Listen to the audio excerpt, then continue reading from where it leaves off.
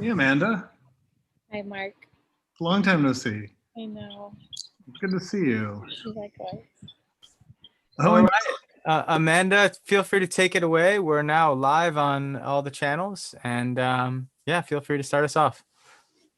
Welcome, everyone, to another installment of Rising. I am tuning in here from the mushroom farm on the California coast, gazing out over this regenerative farm over the Pacific Ocean on the 6th day of our 8-day summit. Thank you so much for joining us. Today we are talking about re-enchantment and the circularity. Re-enchantment is this idea of becoming enchanted once again with the song of the world, with nature, reminding and remembering that we are a part of nature, not apart from it. And this idea of the circularity, this moment, this kind of singularity of sorts, an event horizon at which all of the materials in our world are either recycled and upcycled or grown in a regenerative way so that we can heal and stop the cycles of exploitation. We're here with Regenaissance, this 8-day summit. It is the launch of the Design Science Studio, which is a 8-month-long educational incubator that we've been working on with 144 artists from around the world, multidiscipline artists using many mediums and exploring many different concepts on how to make a world work for 100% of humanity. It is a partnership of Habitual Studio and of the Buckminster Fuller Institute. I'm Amanda Joy Ravenhill, Executive Director here at Buckminster Fuller Institute, and I am the cartographer of complexity at the studio. And it is just an honor to be convening once again here. We have some incredible content for you with this session, and I will pass it on to Jurgis, who's gonna get us in the mood for becoming re-enchanted.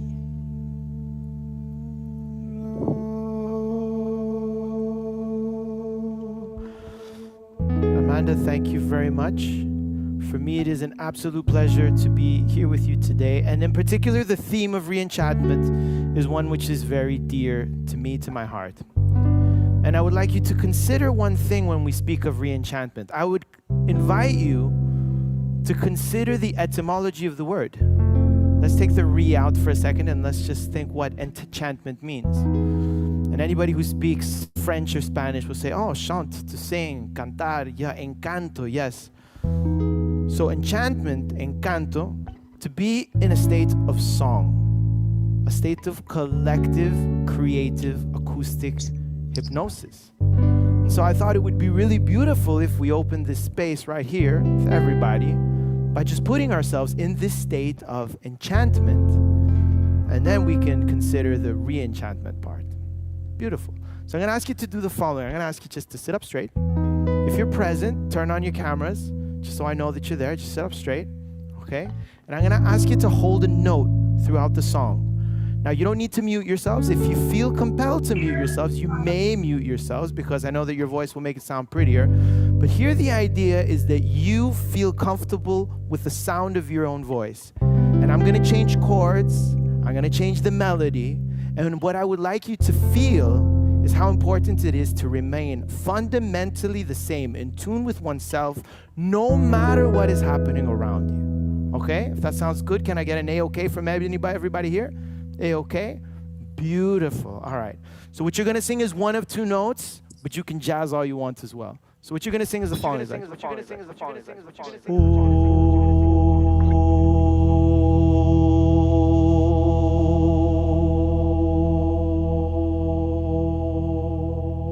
I see if you're singing or not.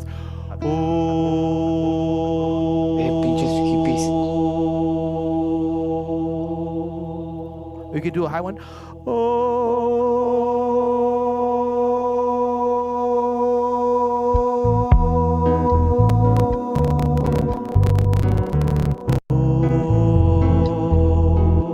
Lovely.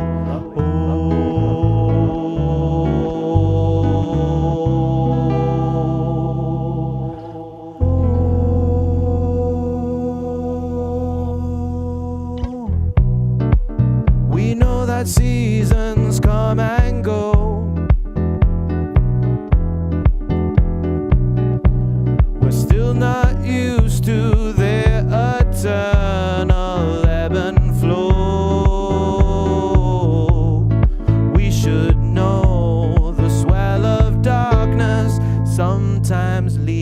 just short of breath.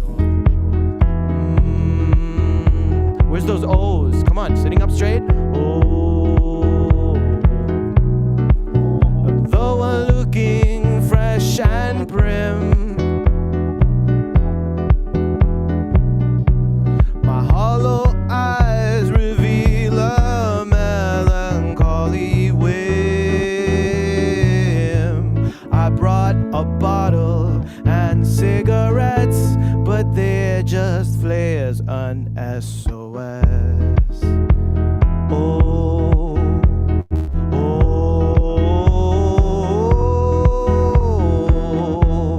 spring will come again, spring will come again, spring will come again,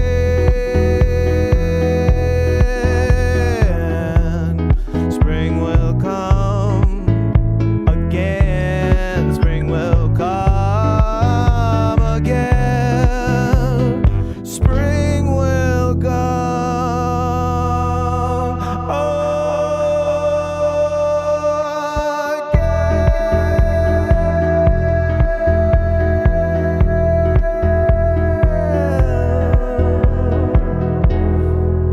Lovelies, if you don't sing, you cannot reap the benefits of this medicine. That's just the way it is. I'm not here to doctor you. I am your regenerative recreacionista.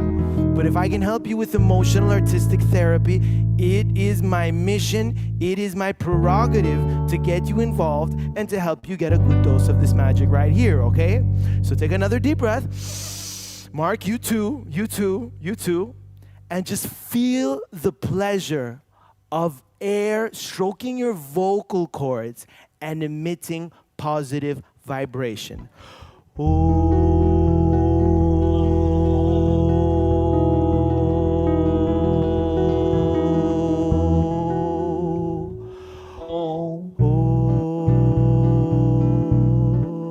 Lovely. Oh, yeah. And if you need to stretch it out, stretch it out.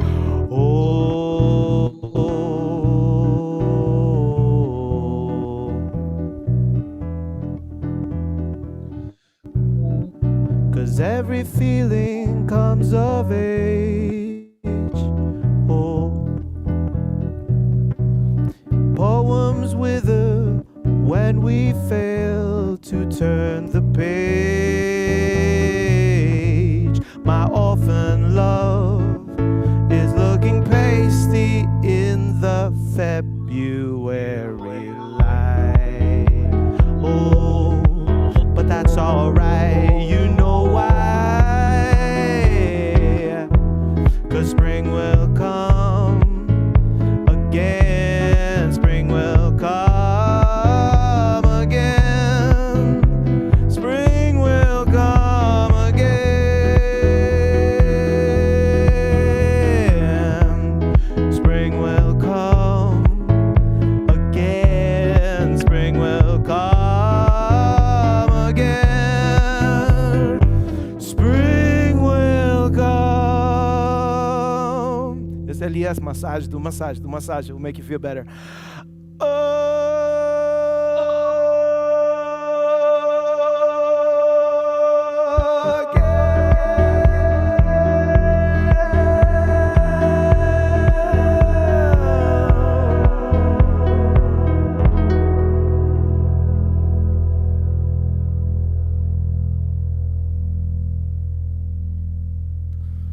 Imagine that.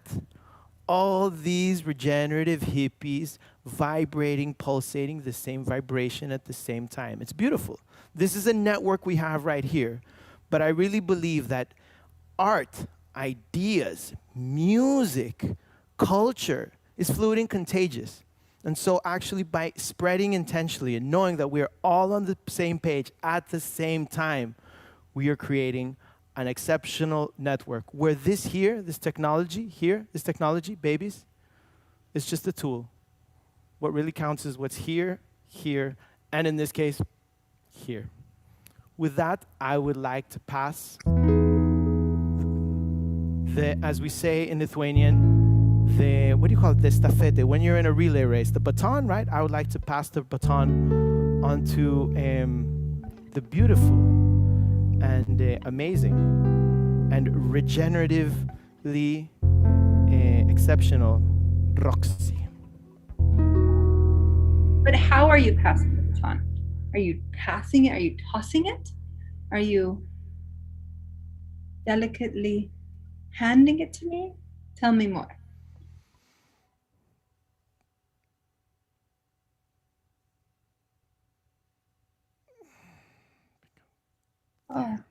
Oh, gracias, gracias. Ah, Got it. aquí lo tengo. Now, Roxy, be very careful. Oh, You know, this is okay. very so you have to put it on yourself very much. You have to imbue yourself with that magical energy. I got it. I'm ready. Oh, wow. What a gift. What a gift of this baton. Because with it, I get to introduce the head of a team, the leader, Elias. Oh, Elias, founder and director of Taller 13 Arquitectura Regenerativa, dedicated to understanding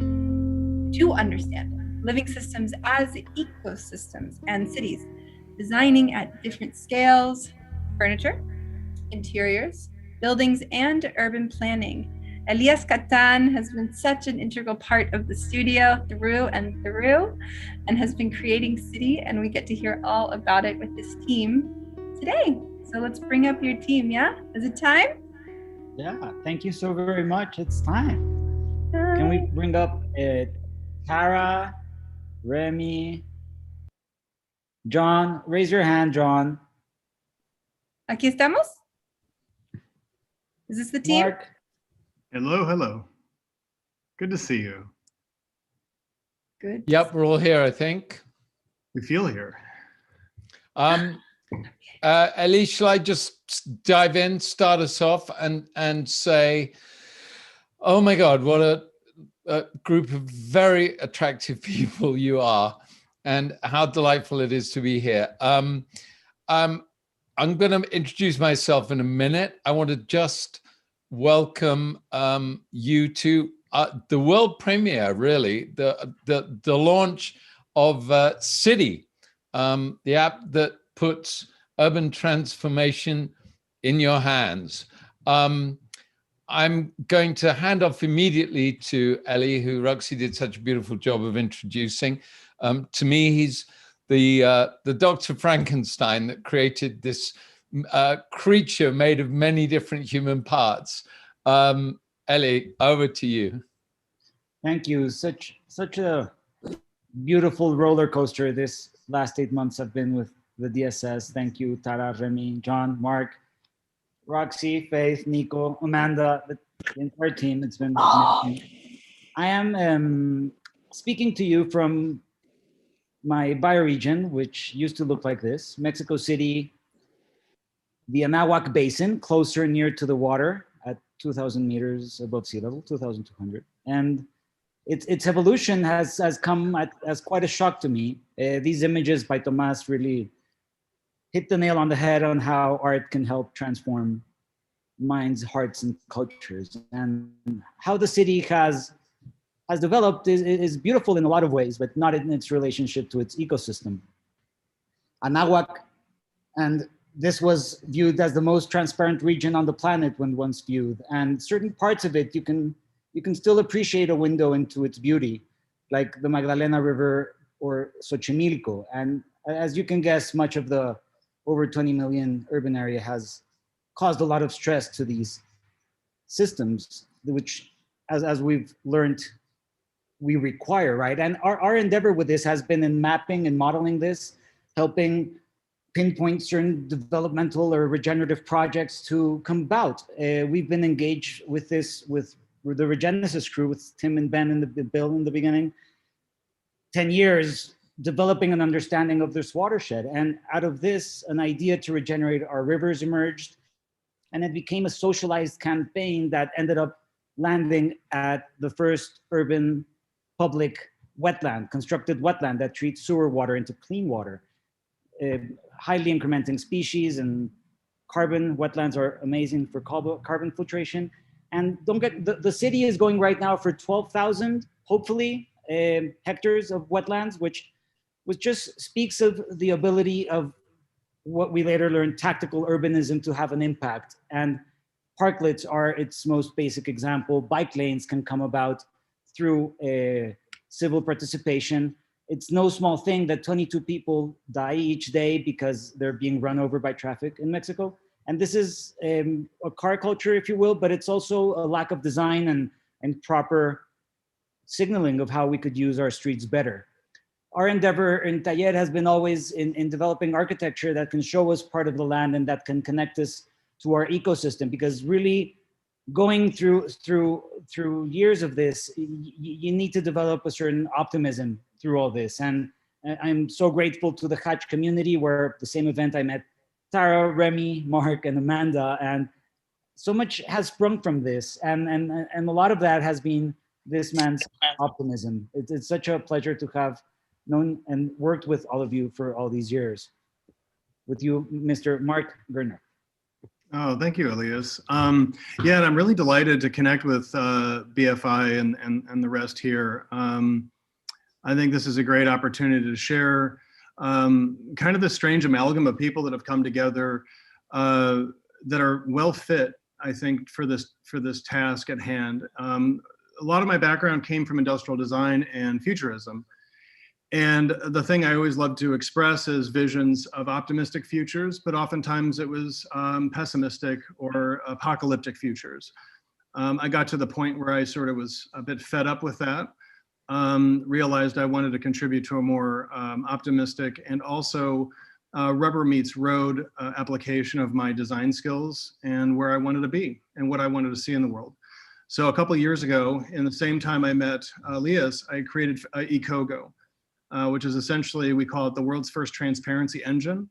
And there's some similarities between City, but we're building a platform that's launching on Earth Day that essentially puts products transparency in your hand, so you can evaluate them from a social, environmental, and qualitative level and pick accordingly with no pay to play, no ads, no BS.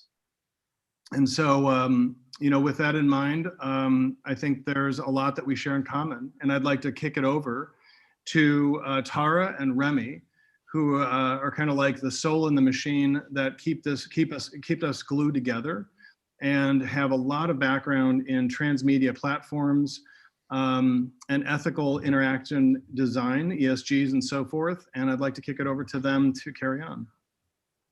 Remy, Tara. Hi, gang. I mean, we've been meeting each other a lot for a few weeks, but it's really special to be here with this family because, as Illy and Mark shared, you know, we've been friends, co-dreamers and co-supporters of each other's works for almost 5 years now. And City is really that vision right now, where all our seeds, our different projects sort of come interweaving together. This is truly a labor of love. You know, when Elias and I joined the design studio program, he knew that we were doing Recreators in Montreal, where we were trying to connect play and learning and collaboration and interaction, etc., to bring back urban restoration to ecological education. But what was really missing from that was this one particular instrument, this tool that could allow people to walk out of these spaces or these urban spaces and really start to go looking for who could actually help them create the same kind of recreational backgrounds in their homes, etc. In walked Illy with this idea. We knew what Mark was doing, and of course John walked in, and for anyone who doesn't know John, I'd be really surprised. The narrative just flew from there. And since then, what we've been really trying to understand with each one's projects is how we can actually move forward this, you know, movement of interaction design. With Remy's background in green tech, us knowing how to drive different markets of culture design, and at the end of the day, come together in capacity building and really start to drive environmental, social, government, policy making innovation over here. And this has been going on for a year now. So, you know, as you can see, it's a really big vision. But I will say this, it is a very close family, and that has been dreaming and bringing these ideas together for 9 months now. But I'll leave it to the narrator, to the writer, the storyteller in the family to tell you give you just a little bit of a peek on what are the kind of questions and ideas that really have propelled this journey forward. So with your permission, my dear. Yes. Thank you so much, Tara. Yeah, so I have absolutely no experience in app building or urban regeneration. So it's a legitimate question to wonder why me. I'm a humble feature and TV director who spends large amounts of other people's money when I'm allowed to. But I'm also a storyteller, and I think that Ellie invited me to join the team because he recognized that all good apps tell stories, and stories involve humans and they involve emotions. So sit back. I like to tell you the story of City, if you like. Yes, we started out like the Passover service, asking some questions, 5 questions in this instance. Do you care about the place where you live, your house, your street, your city, your place, essentially? Would you like to make it better, safer, greener, more fun, more livable? Would you like to see what your ideas could look like? That seemed to be very important to us. Maybe you wanted to add some common space, some greenery, some bike lanes, a playground. And what if there was a simple, fun app that could turn those ideas into pictures? And then what if that app could also connect you with other people in your neighborhood that shared the same vision? So those were the questions that we set out to answer. And ta-da, our answer was City, the app that puts urban transformation in your hands. Nice catchy phrase to start out with. So inspired by Joseph Campbell's Golden Bough and Dan Harmon's circle, story circles, that's not my dog. My dog will probably start yapping soon, but anyway. We started thinking about the user's experience of our app as a hero's journey. And I'll use that term hero in the gender neutral sense throughout this. So you as the hero take this journey as you evolve. And as you evolve, the app awards you different badges. And each badge will mark a different stage of the journey through the app and through your city. So you start as the observer, and you know, that's you at the start of the journey. You're passive. You may be the historical victim of other people's ugliness or bad choices or neglect. So you open our app and it invites you to take a picture of your street or your square or your anywhere in your place, a strip mall. And you ventured out of your house, and maybe without realizing it, your journey's begun. And perhaps that's all you'll do. Or perhaps, like all heroes, you'll be curious and you'll want to know more, and you'll become a detective. And you may start to wonder, you know, how did your place get to be how it is? And when did it happen? And at that point, City gives you fun, location-specific information about the history, ecology, flora and fauna, whatever's relevant of your place. You feel more engaged, more interested. Well, perhaps you'll want to become the designer. And so using many of the scalable artifacts in our app, you can add to the photo you've taken. You can create the street, the park, the city garden, flower beds, trees, crosswalks, whatever you like.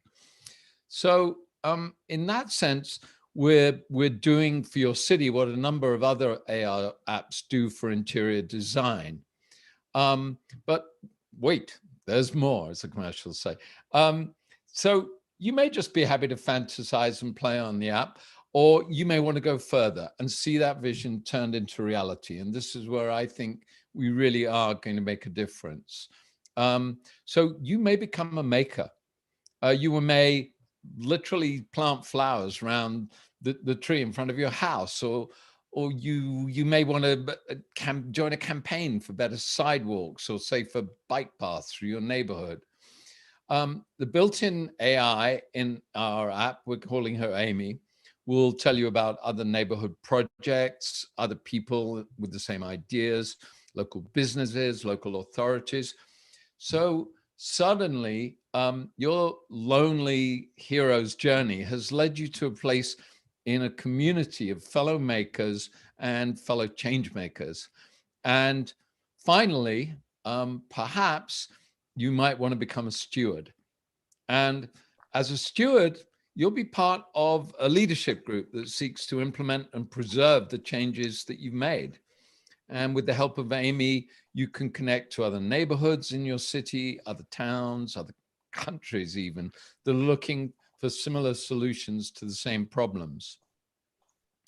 So, like all heroes' journeys, in a way, you've come from a place of passivity and powerlessness to one of power and influence, from isolation to community, from victimhood to leadership. I believe, we all believe, that we have in City an augmented reality app that can really literally augment and change the reality of your city. It takes you on a journey that will help you to discover your sense of place and your sense of your place in that place. And that's the beginning, anyway, of the story we want to tell. Ellie, over to you.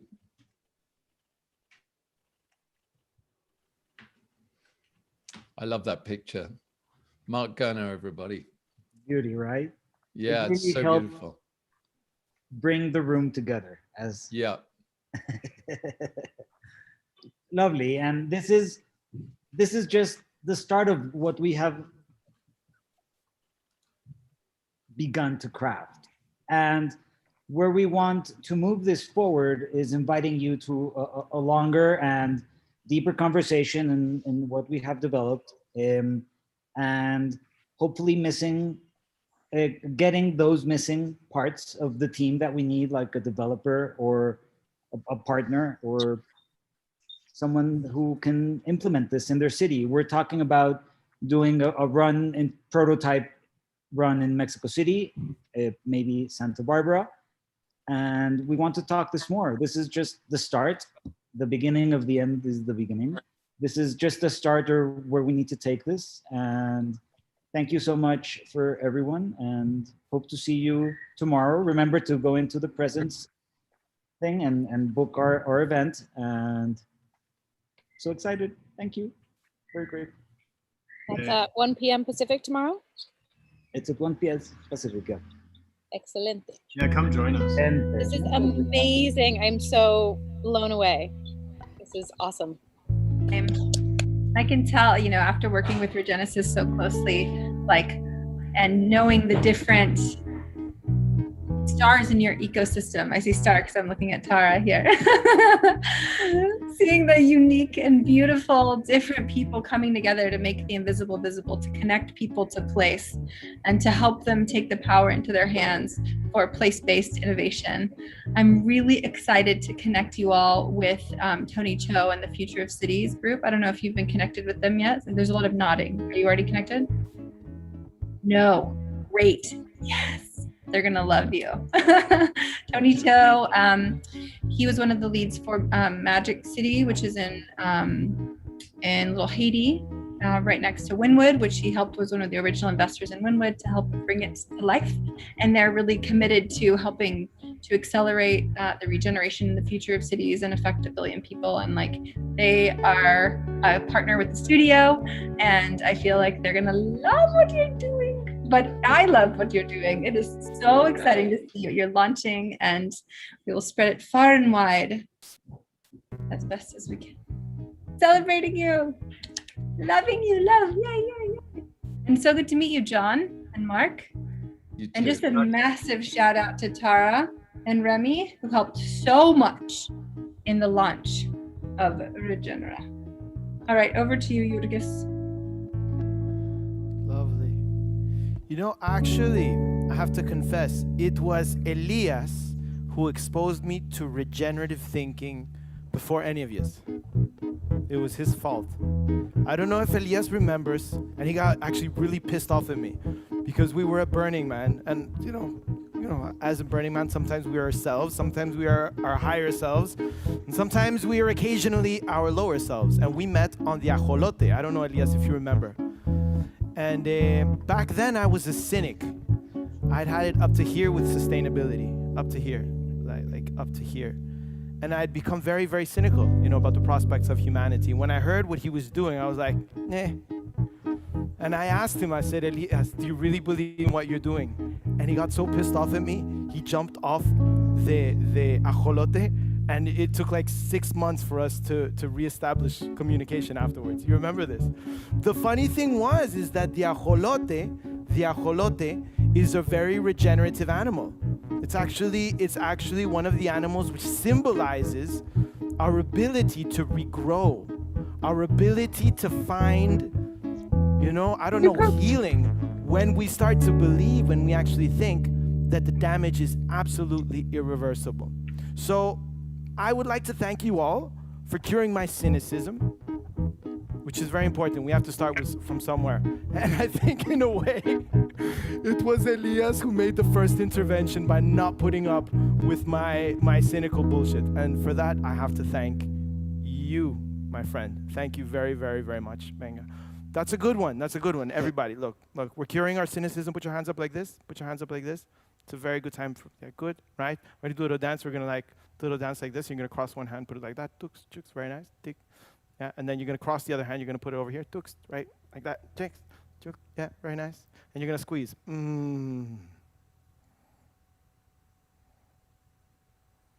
It's lovely, lovely, lovely, lovely to know, that there's people out there who still believe and are not cynical. For me, it's like an oasis, and I really am appreciative. And so I'm also very happy that I can introduce our next speaker, Hannah. She used to draw, like me. I'm not a musician. I just pretend that I know how to play music with a lot of self-belief. But she's a photographer who's very, very interested in permaculture. And I've had a very, very beautiful time getting to know her in the rooms. And I would like her now to tell her a bit about her project. Anna, the stage is yours.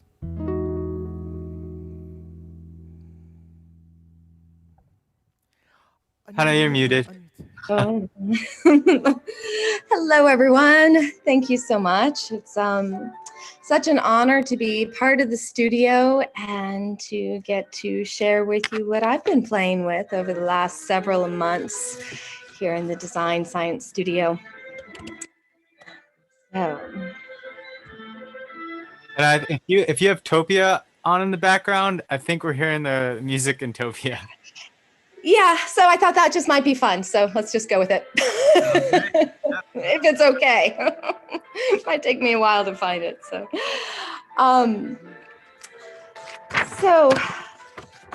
I am sharing with you the Architects of the Future podcast project that I put together for DSS. So inspired by Buckminster Fuller are we, and this quote really captured me, that we are called to be the architects of the future, not its victims. And so Bucky invites us to be like an architect. If we were designing a home, we would first stop to ask ourselves, what do we want this experience of a home to feel like? What do we want to feel like when we are there? Who do we want with us? And what needs might they have that need to be filled? How do we want the home to look? What supplies are we going to need to build it? And then what steps do we need to take to get to that desired outcome? And can we do something called backcasting, where we start with that home, that future, this thing that we want, and see, okay, what are the steps backwards that get us to where we are now, so we can use that as a roadmap moving forward? Because without proper planning, a lot can fall apart. And it seems like there's a lot in the world today that we're dealing with in society where there was not proper visioning and planning. And we're starting to see the consequences of that. And so this is your invitation to everybody to stop to think about what is the future that you want, as if you were an architect designing it. What is your vision of the future of, let's say, the year 2030? One way we could also think about this is, what is the problem of today that you are working to solve, or that you would really love to see solved, so that in the future it is not a problem? Or we could take kind of a psychoanalytical approach to this and think about, what is the shadow side of society that, if it was brought to the light and we didn't have to deal with and didn't have the trauma from it, but instead we're able to live in our bliss and our harmony, what would that be? And let's start to think about how we can tackle that problem and solve it, and what it feels like to be 10 years in the future with that solved. To be living in our successes is really this invitation. Because today there's a lot of anxiety about the future, especially for the youth. And so I figured, what better way to see how we do with all of these great challenges that we're facing today as a world? What better way to find out than to travel to the future and to do interviews with some of the key change makers of today, as if it's the year 2030. And so that's why I developed Architects of the Future podcast. And so for my project for the Design Science Studio, I produced, really it's just an MVP still, a minimum viable product of a few of the interviews that I have conducted over this last year, and especially the last 8 months in the studio. And so if you travel to either this website listed here, abundantearthfoundation.org/architects of the future, or if you visit Intopia, you can go and then click on the links to 7 Vortex. And then as you click on each of these individual bubbles, it will bring up the audio for you to be able to go and hear some of the other members of the Design Science Studio talk about their projects in 10 years and how it feels to be living that. If you are here to explore some of Regenera's worlds, you can go in Topia and look for the big Buckminster Fuller head that has a geodesic dome on it, just to the west of the map in Agora. And you can also click there to listen to some of the interviews.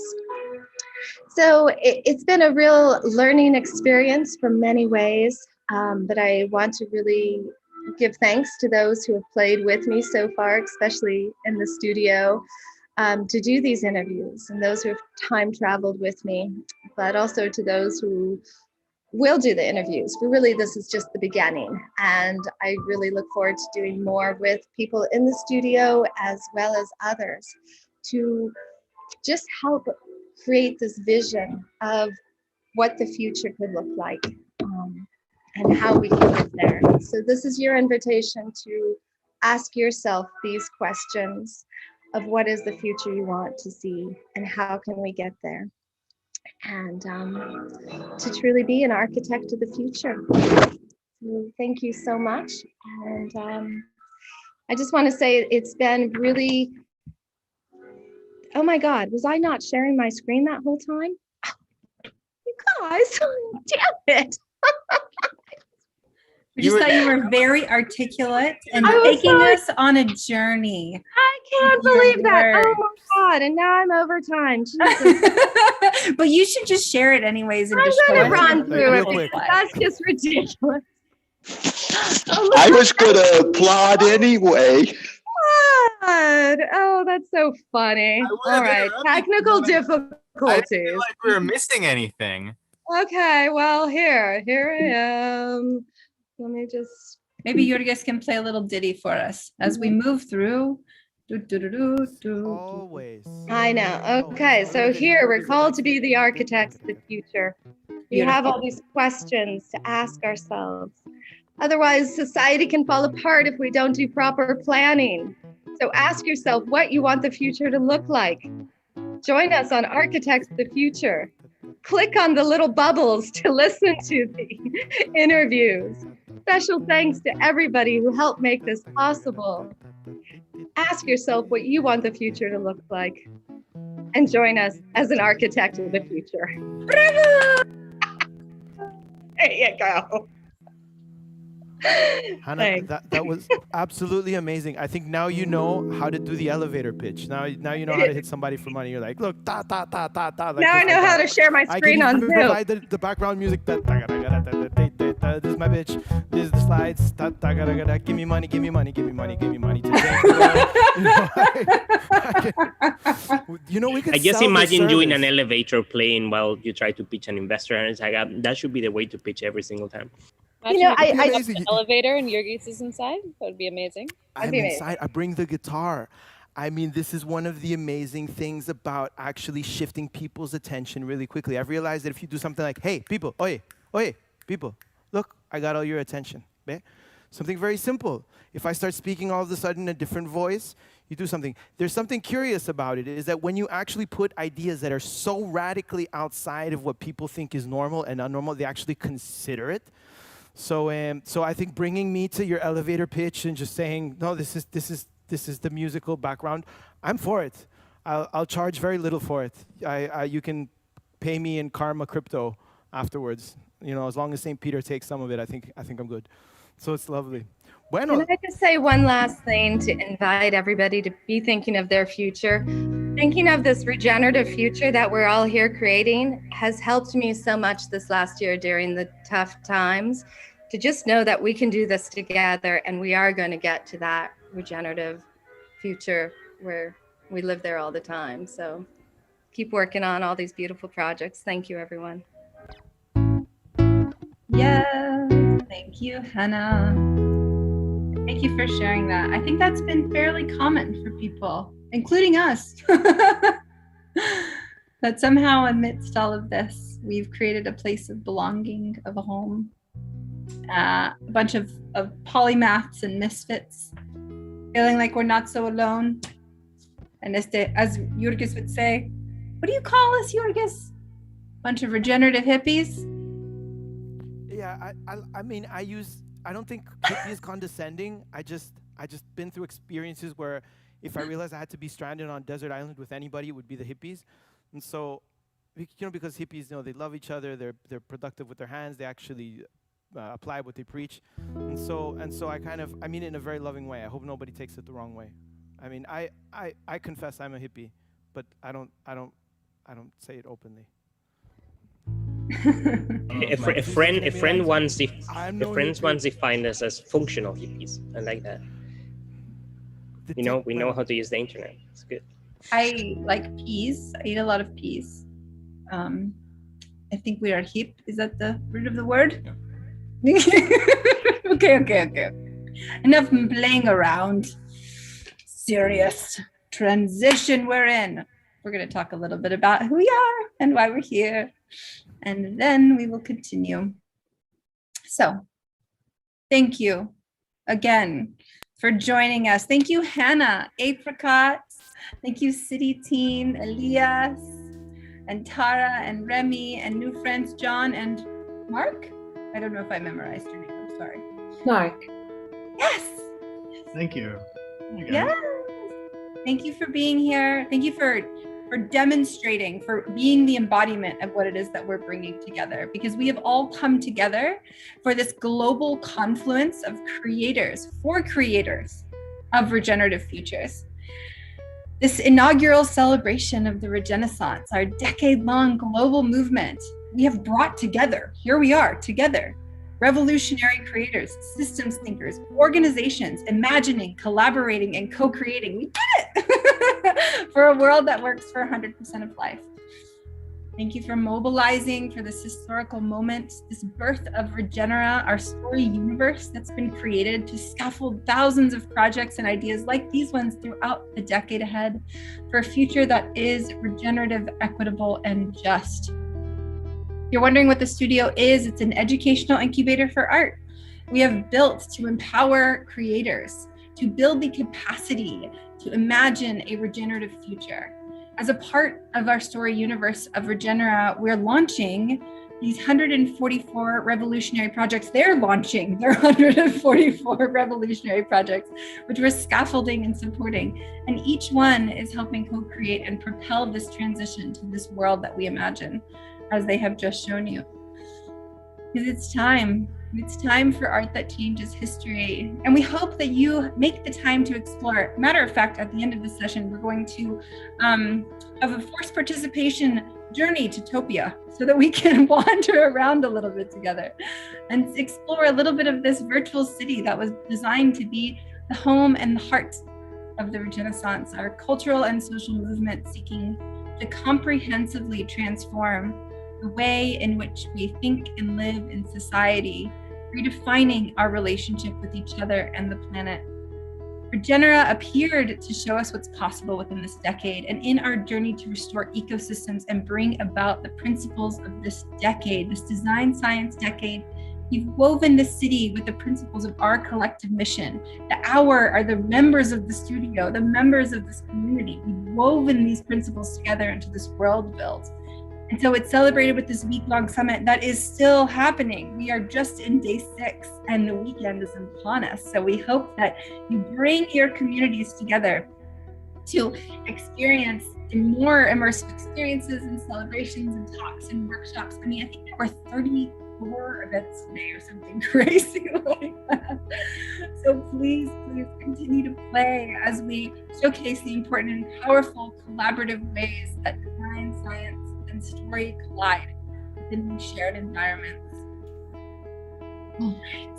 As we move from weaponry to livingry, from extraction to regeneration, from me to we, my conspirers of this revolution, thank you for being with us in the Design Science Studio, our educational incubator for the art of the Regenaissance. This container, as we said, has been built to amplify these projects because we are in a time of radical change, and we know that we are not separate from nature, and there are primary root causes that have alienated us and created the inequity that we are experiencing. And we see that there is a regenaissance, this movement that is not separated from nature, that leaves no one behind. And so we are amplifying it because it is the time, and we have made all the right tools for all wrong reasons. And we can really bring to life this mission that Dr. Fuller had to make the world work for all in the shortest possible time through spontaneous cooperation without ecological offense or the disadvantage of anyone.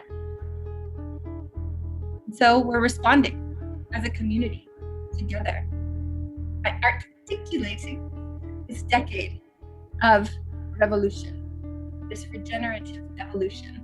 And we know that this change starts with the story. John was just talking about how incredibly important narratives are, and they have been. And so we're going to continue to memetize, to help propel, to help build pathways and bridges to these uncertain futures throughout this decade ahead. Because we know that there are people on the ends of this earth who don't get to have these conversations, where this is privilege. We know that we are privileged to be safe enough to be in this place where we can explore these ideas and bring them to life. And we will fight the good fight with our art and our collaboration until that is not the case. When all beings thrive, that's when we can rest. But we can do that within this decade. Call me naive, but I think we're all pretty freaking committed to that future, and we're gonna try our best to make it happen. I'm going to hand it over to Amanda. My name's Roxy. I'm the director and architect of the Design Science Studio, and I am but one of many who have come together to help facilitate this time. Thank you, Roxy. Thank you for captaining this wild ship. So here we are entering the design science decade. One of my favorite cognitive biases is this one called the availability cascade. And it's this bias that we all have that says that which we have available to us, the examples that we have in front of us, the path that is illuminated in front of us is going to cascade into becoming reality. Basically, shared vision becomes shared reality. And that is really the root behind so much of the work that we're doing at BFI, Buckminster Fuller Institute, and the Design Science Studio in partnership with Roxy and Hub Ritual. And part of that, illuminating the path towards the future that we do want, is this declaration of the design science decade. How can we use design science, what Buckminster Fuller taught us around how to use design and intention, how to design a world that works for 100% of humanity using science, using natural principles, ecological inspiration, how to tune into science and nature in order to design and be architects, as Hannah said, rather than victims of the future. So here we are in the decade. It's the 2020s leading up to the Sustainable Development Goals in 2030, and we have 5 different themes of the decade. We've been going through them this week. Today is Friday, and we are looking at re-enchantment and the circularity. So re-enchantment is becoming an enchanted society once again. It's enchantment is a sociology term of there's societies that are enchanted or not enchanted. And societies that are enchanted are ones in which there is a reverence for, appreciation to, attunement to nature and its cycles and its rhythms, and perpetuating kind of the healing cycles of nature. That means you're an enchanted society. And so much of our modern, industrialized, westernized world and colonized world is disenchanted right now. And so we're going through this process of re-enchantment. And yeah, I love the term. I love the idea that we can kind of come back into chanting, into harmony, into song, to encantar, to be in song. And want to welcome up Jurgis here to help us think through that. Go to the next slide.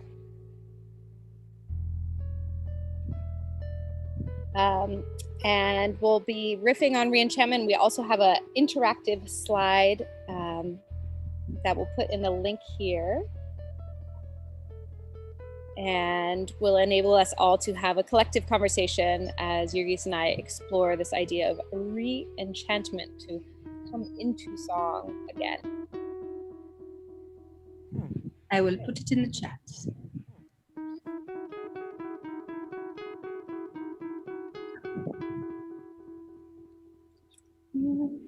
Are we exploring it now? Yes. And I will say there are instructions that you will see appear, and you should follow them. And if nothing more, go to this great little link that I just sent in the chat. You're coming in from the live stream land, and you will see it appear on your screen. You can participate too. Okay, I did it.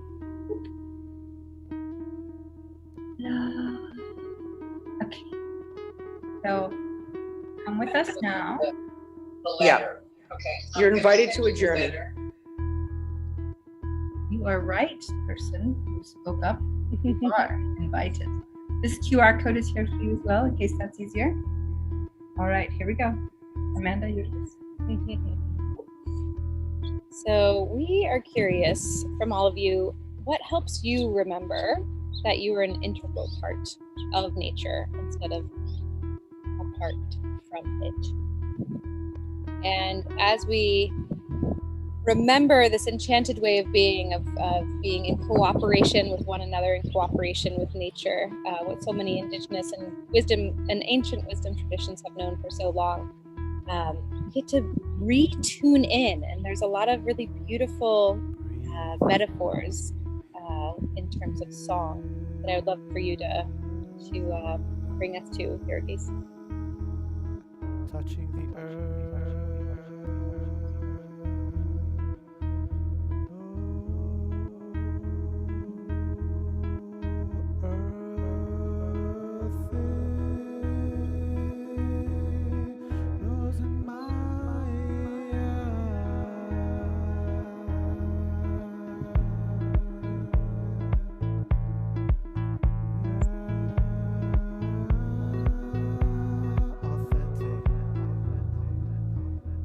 Sky and the stars.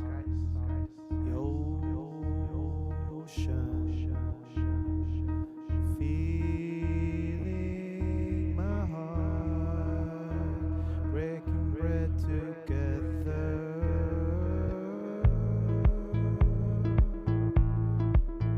Walking trees decaying. Mycelium networks.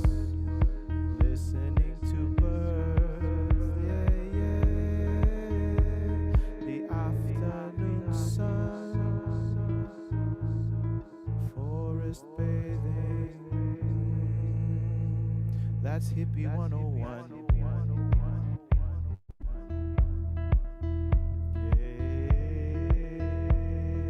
Harvesting, touching the earth, moving slowly, spider webs, hippie 101. I feel like I'm getting a course in Hippie 101. No, I feel like I'm getting a whole list of things to do for my weekend here. It's a great to-do list, homework list for all of us. Connection, tuning in, connection. We'll wrap up this portion.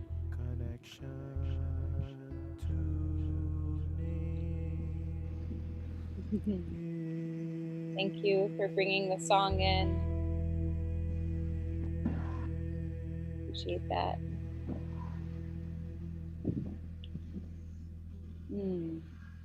Thank you, thank you.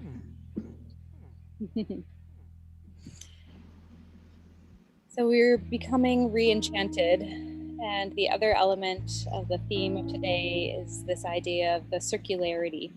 What I spoke to earlier, this kind of event horizon, this moment at which we cross over and all materials are either recovered from past products or are grown in a regenerative way and returned to the compost heap at the end.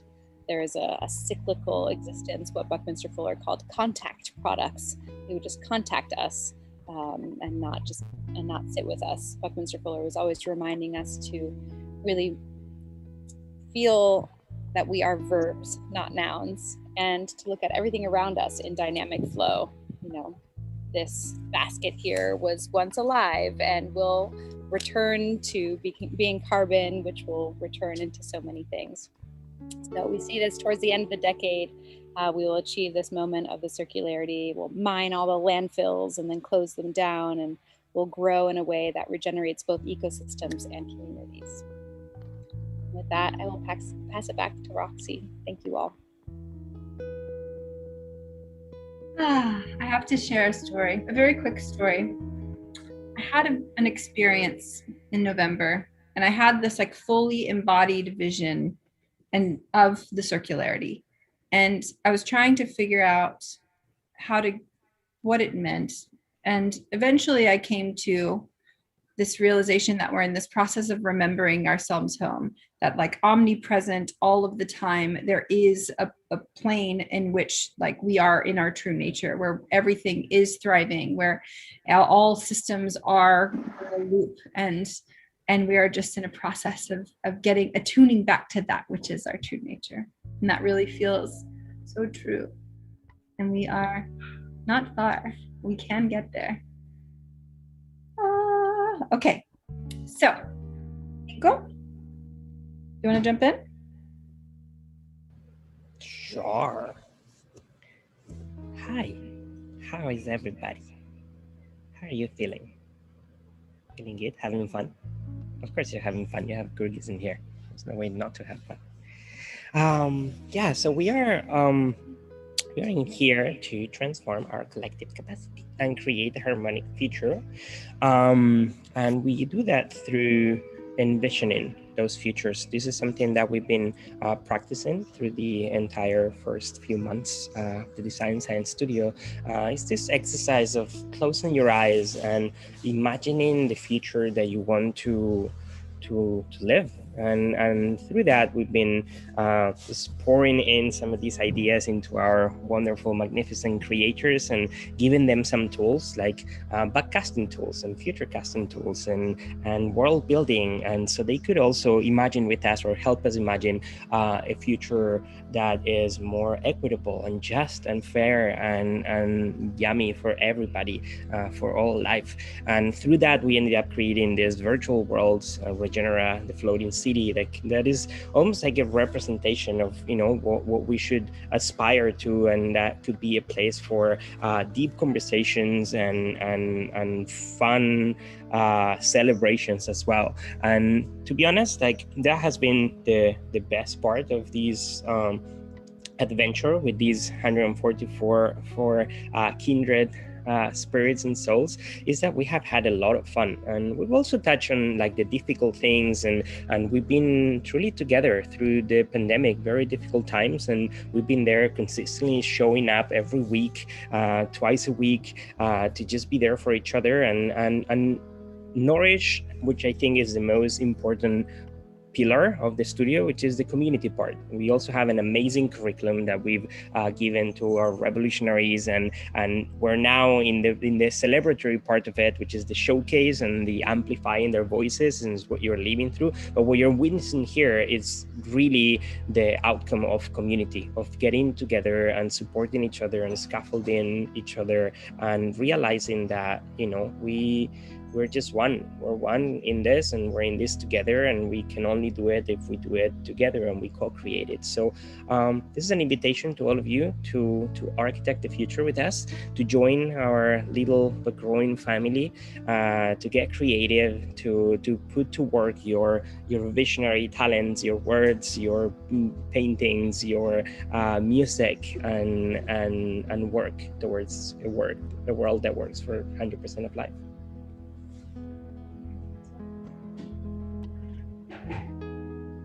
With that, as we work towards this future that is equitable and decolonized and collaborative and biomimetic and resilient, I want to thank not only our team and all of our revolutionaries and collaborators, but also all the partners who came together to support this moment as well. Thank you, thank you. We just received our cases of guayaki.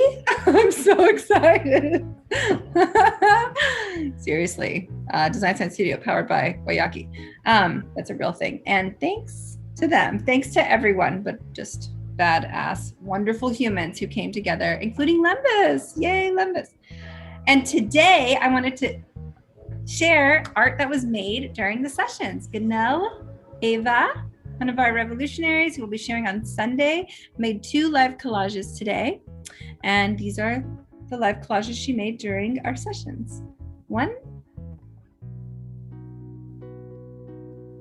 and 2.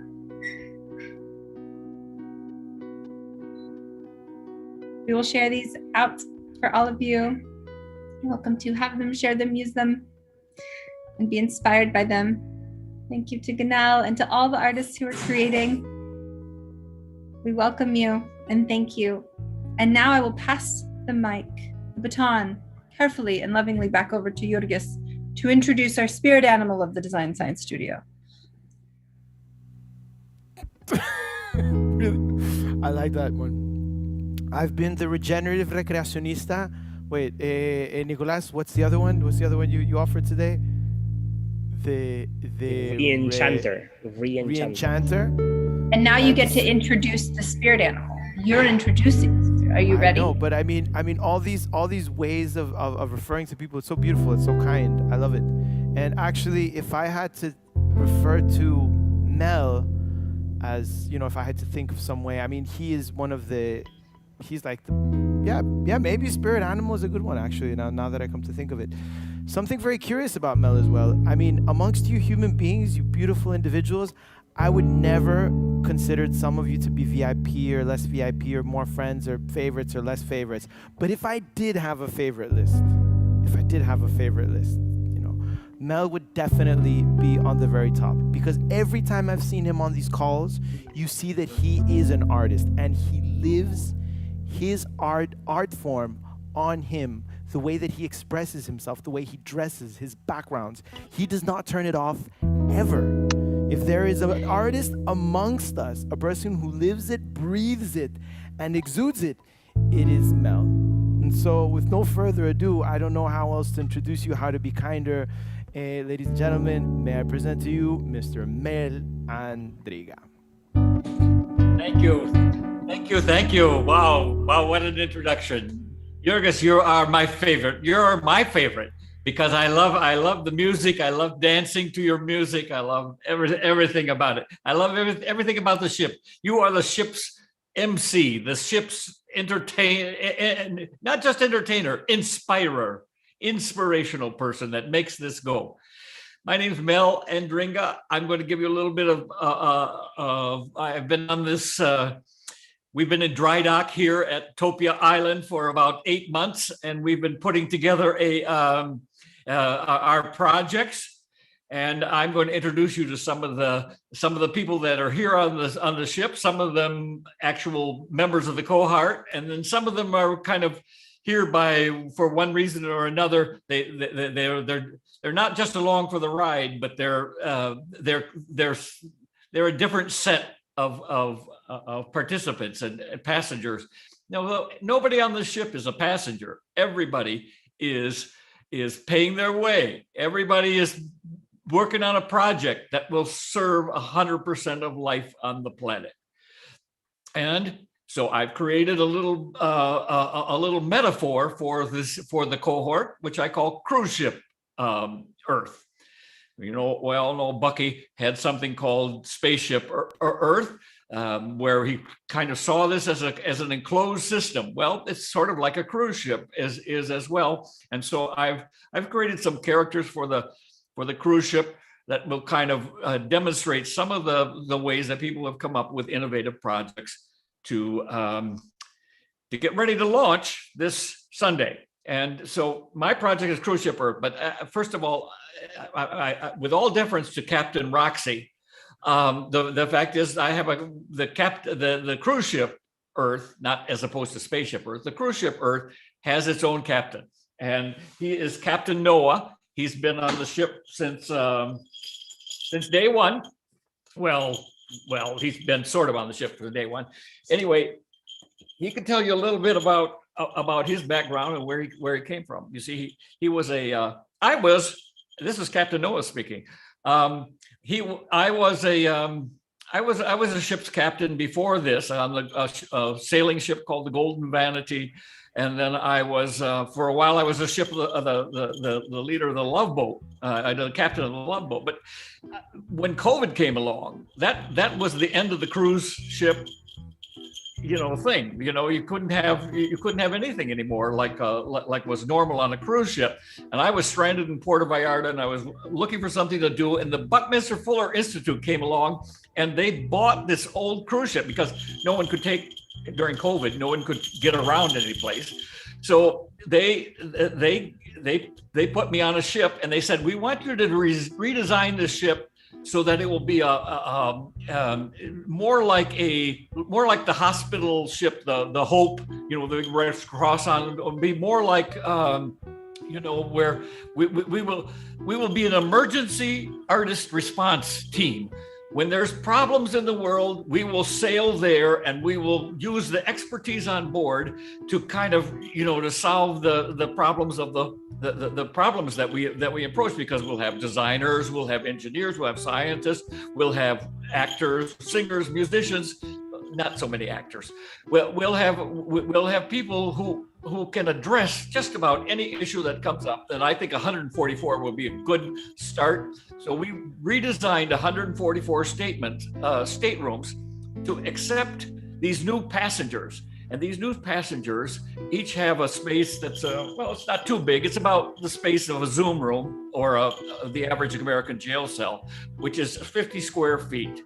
About 5 feet behind you and about 10 feet to the wide. Where you do a Zoom call, that's exactly the size of the average American prison cell. And we try to make them a little more accommodating to our passengers by giving them a portal or a porthole so that they can move, they can see each other, they can respond to each other, and we meet a couple of times a week. We can't go down to that all-you-can-eat big buffet downstairs anymore because COVID. And we can't, you don't want to put your hands in the petri dish of the salad bowl or something like that. No, you can only eat in your cabin and try to communicate through people with your portal. And the basic idea of Cruise Ship Earth is this: what can one person do? If you're stuck in that Zoom room, in that jail cell, in that isolation, what can you do? What with your resources to serve 100% of life on the planet? Well, we think these micro venues are the perfect thing for anyone that's that needs a space, and so we're going to be introducing you to maybe Robinson Crusoe. He's a castaway, or you'll see a few of them as we go along. And I'm not going to speak too much right now because we're running a little over time, and I want to get right back to the next speaker. And let's see if I can just exit full screen and tell you who that is. Well, of course I know it is. It's John Ash. John Ash. He's waiting on deck, and I'm going to introduce him. He's our speaker. He is a machine learning engineer and a musician, and he aims to educate and inspire coherence through socioeconomic system design that directly rewards pro-social behaviors and promotes collective well-being. Whew. John Ash, you got a lot to live up to. Take it away. I am convinced that Mel is a time traveler who knows that we all succeeded and came back in time to just watch it all play out. All right, give me a second. Share screen.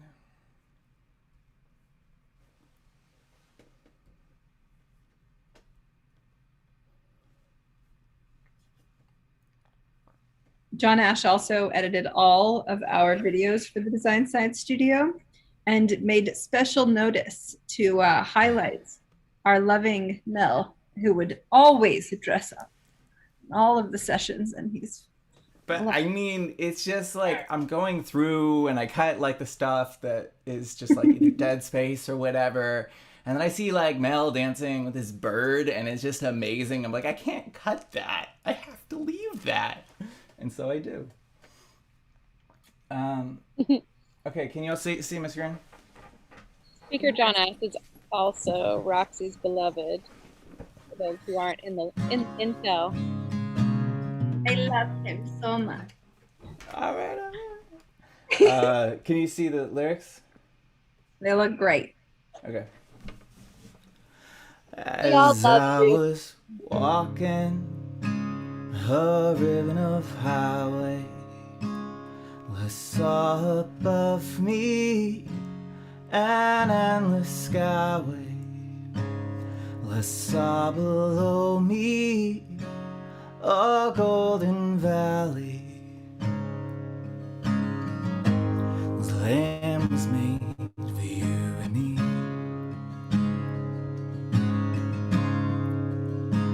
This land is your land, this land is mine. From California to New York Island, from the redwood forest to the Gulf Stream waters, this land was made for you and me.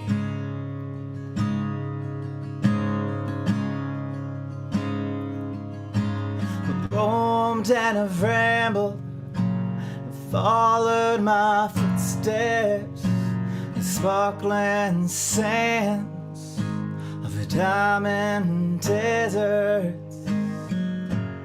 All around me, a voice was sounding.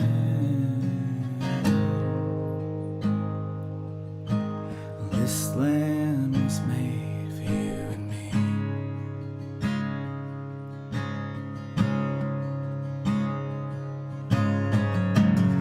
seems to me the only thing holding man to his land is how much he's going to the area of island against his fellow man.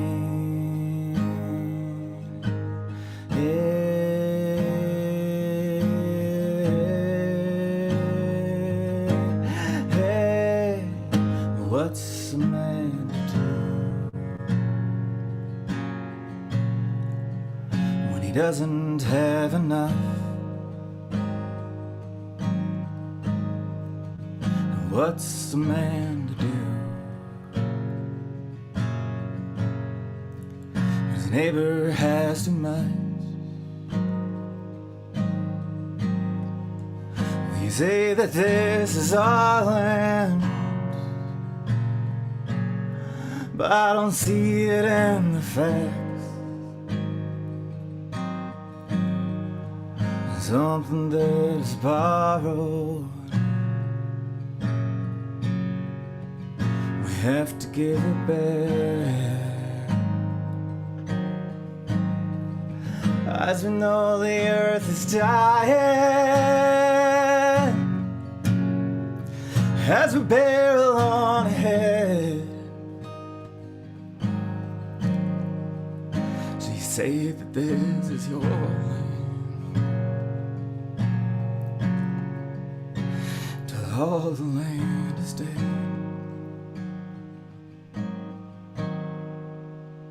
And this land's not my land, this land's not our land.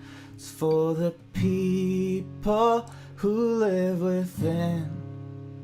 How could a being on where there being other beings will need a place to be?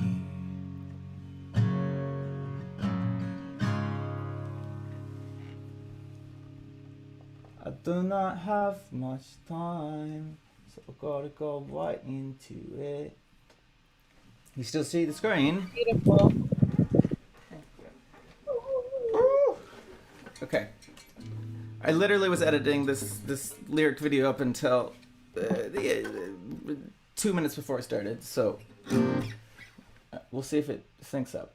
If not, I'm just gonna go up. Okay.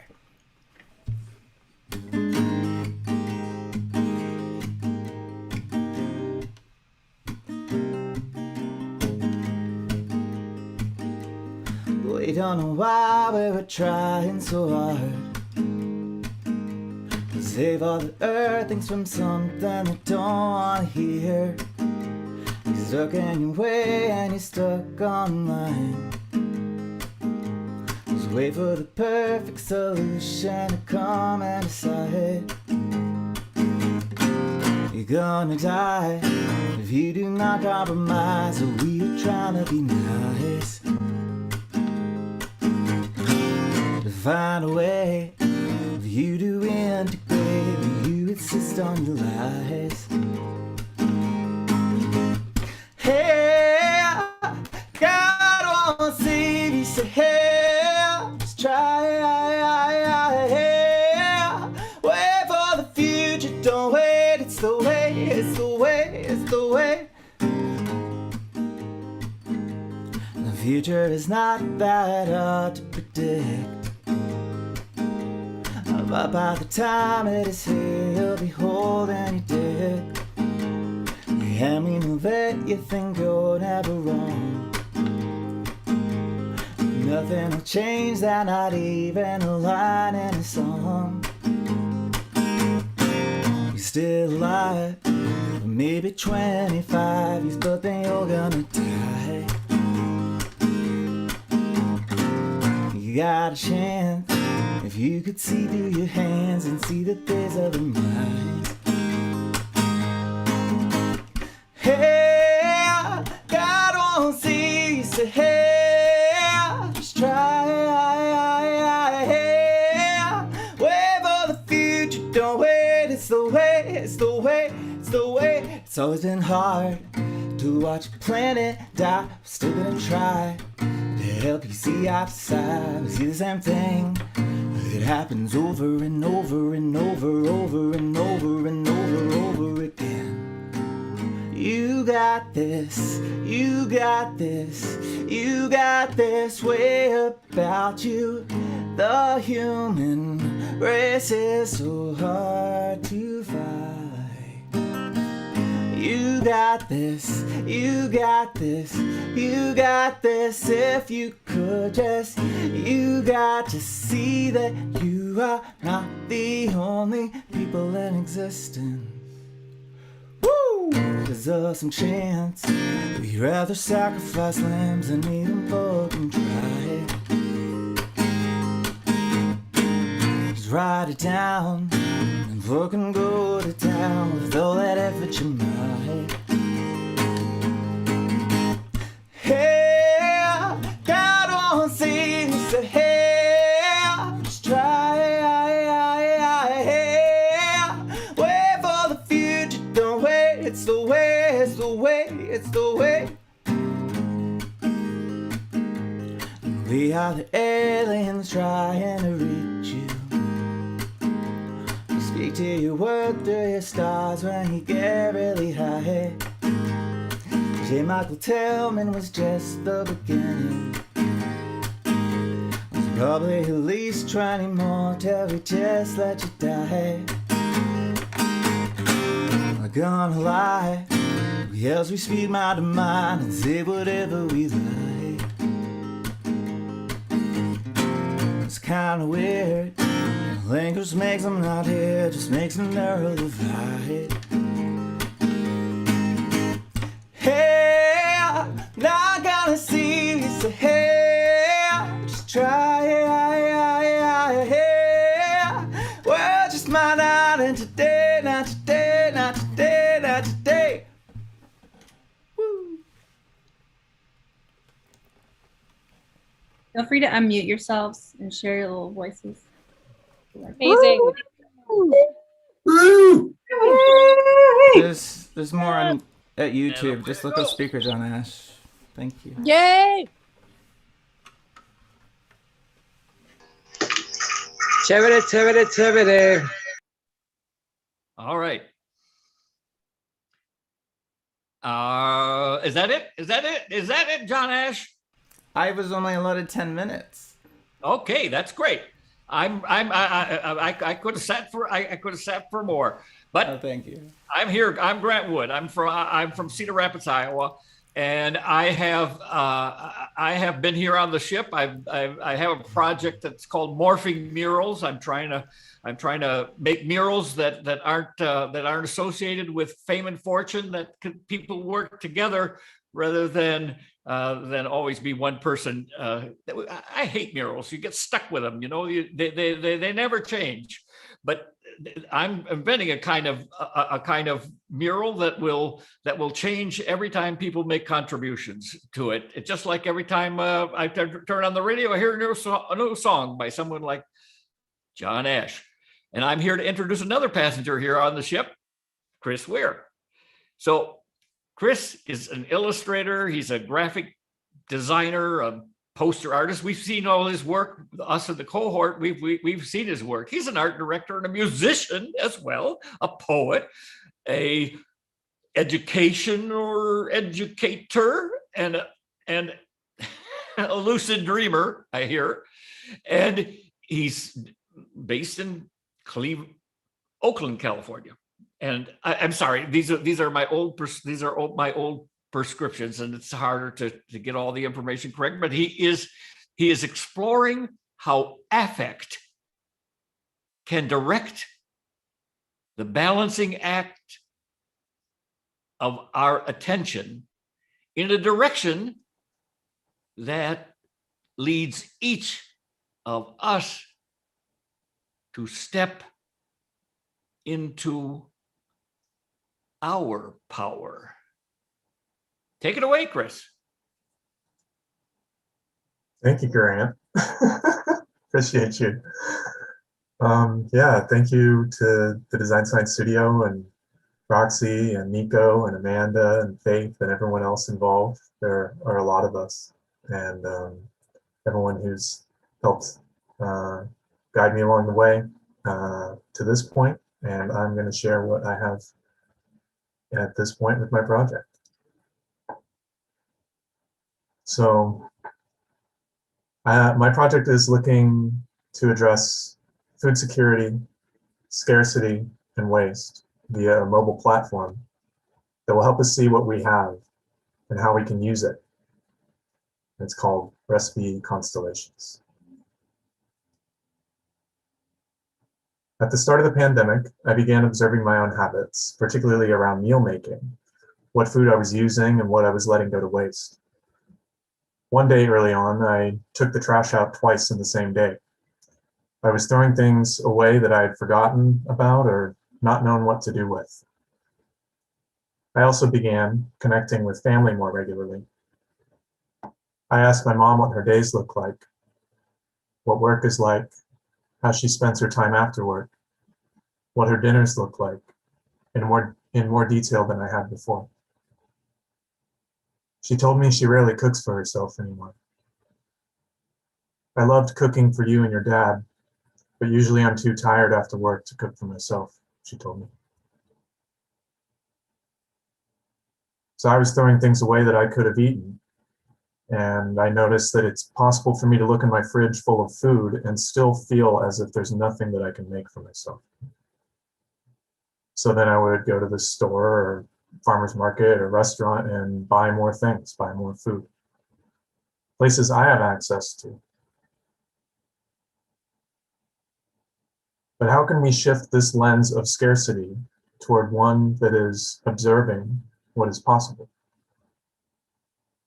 Personally, I need a way to know what is enough, what is sufficient for one meal right now. And so as I move from the personal to the familial, I then look beyond that to my community, to folks with different access to resources than I have, as we all face this everyday issue of meal making. According to Forbes, 31.9% of food is wasted per household in the US on average every year. This is food that is thrown away and not eaten, and it equates to $240 billion a year, over $1,800 per household annually. Beyond that, 22 million students rely on free or reduced lunches from US public schools. It's 40% of the student population under the age of 18. Where are they getting their food when they're learning from home?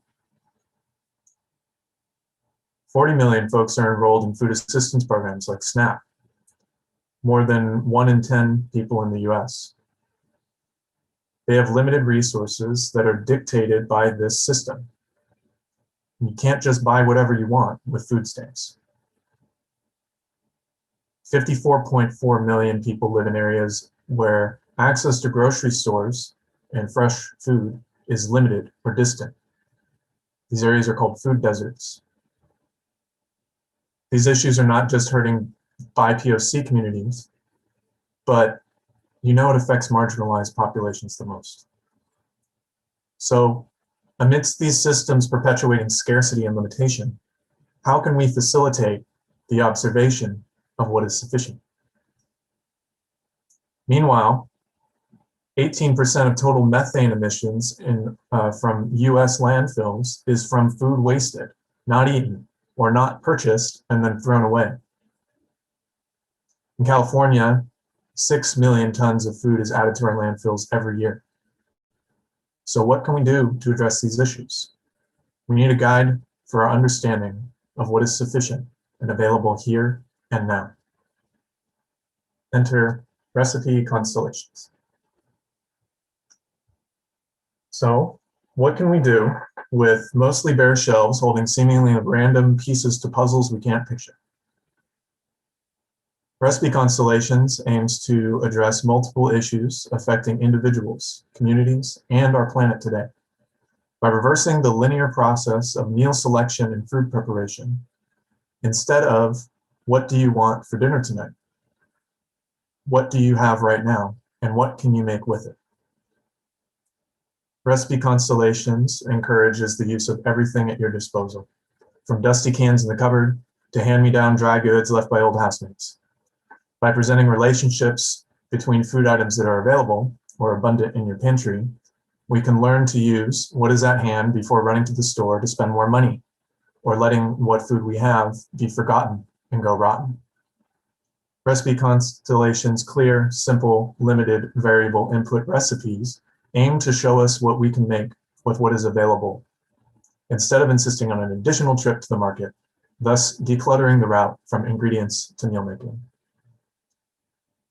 Using the metaphor of a star chart, guiding us to see constellations, connections, relationships between otherwise disconnected or unidentified star systems, I hope to similarly guide the meal maker's perspective in a way that allows them to navigate a situation that may otherwise seem lacking or only containing disconnected dots. The possibility of observing the constellation is always there, despite weather, light conditions, or the Earth's rotation in orbit and what that allows us to see. One simply needs a guide to navigate their way through an otherwise unclear or unobservable situation. So, if each ingredient can be thought of as a star, then a recipe is a single constellation within a star chart outlining a galaxy of meal systems. As a star chart guides our observations towards patterns of sense-making in the otherwise distant and disconnected sky, these recipes guide the user's lens to observe individual ingredients as abundant possibilities of sufficient creation. Whereas without the recipes, the hungry observer may feel lost or defeated, seeing bare shelves or imagining intimidating instruction manuals requiring more than is accessible to them here and now.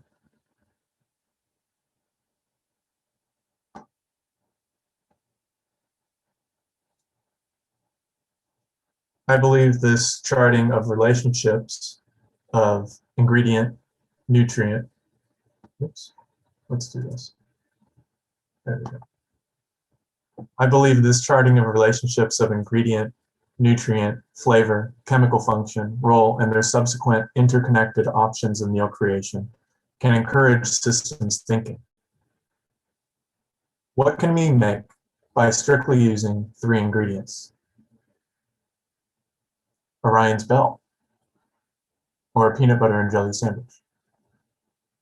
What can we make if we involve other ingredients or substitute one ingredient in the recipe for another that is more easily accessible to the meal maker? An intricate constellation of flavors, nutrients, and self-care.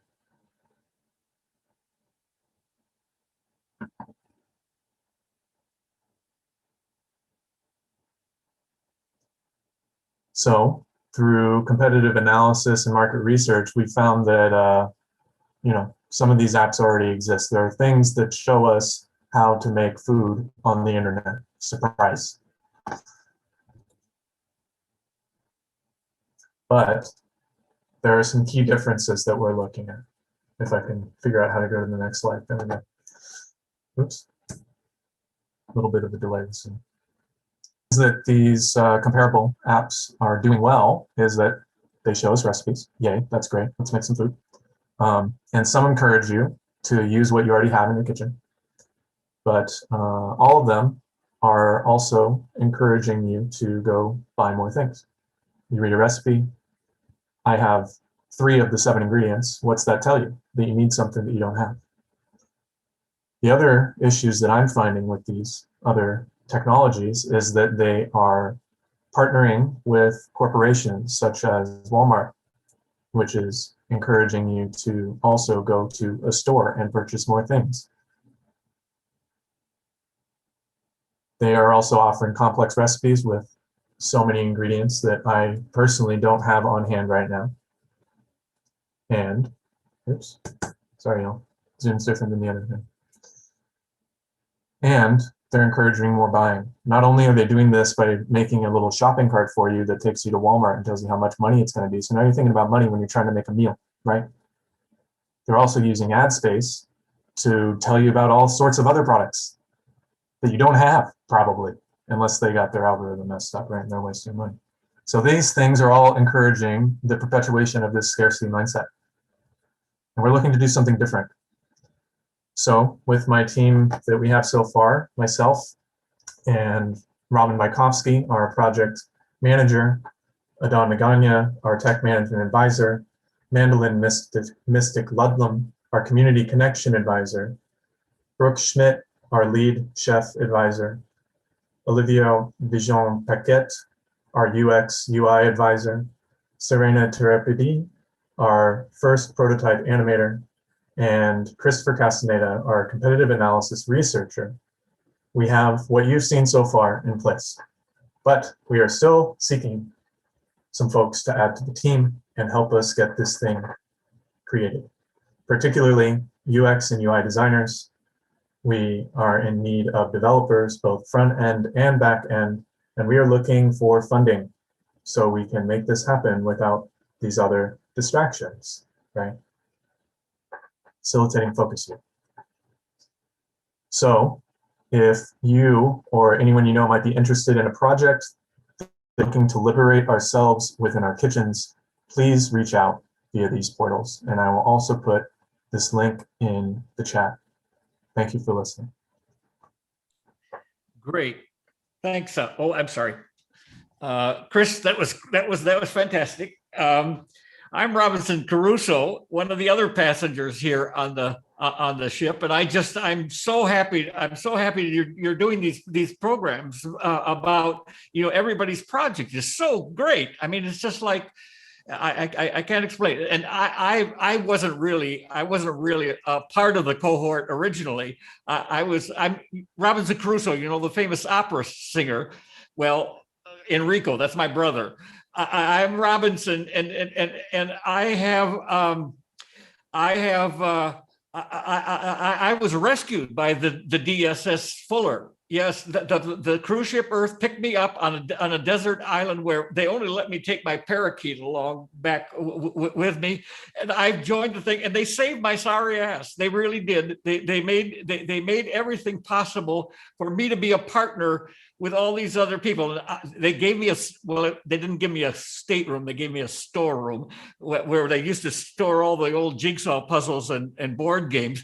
But I made something, a little library of it. I'm putting it by the Agora there, and I'm fixing the games up and doing things. And I'm also introducing people like the real captain of the ship, Roxy, who's going to introduce somebody else, Vince. So Roxy, why don't you do that? Oh, thank you, Robinson. I can't wait to play in your Puzzle Cove of Puzzles. But before I introduce Vince, I just have to bring Chris back, because earlier Chris gave his presentation about in the Living Systems Collaboratory Spotlight, and I wept.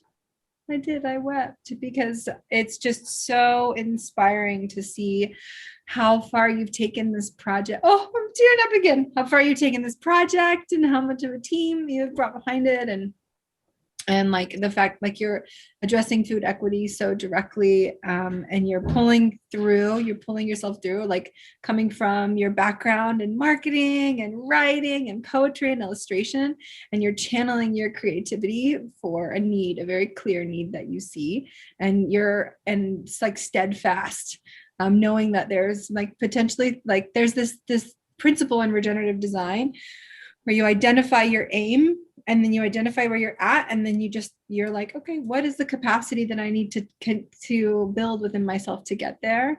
And you like see the system that your work is embedded within, and you have just said yes, and it's so beautiful, and I am so excited for this to continue to come to life.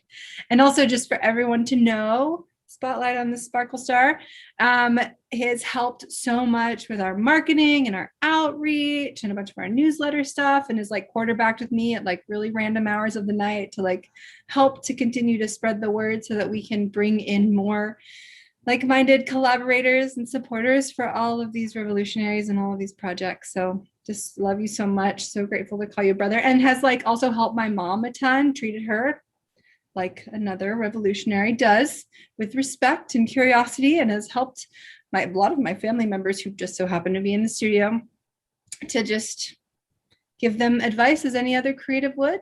And it's just been so beautiful to see you just show up for everyone, myself, my family, and all the other revolutionaries included in all of us. So thank you. Love you. Proud of you. Love you too. Thank you so much.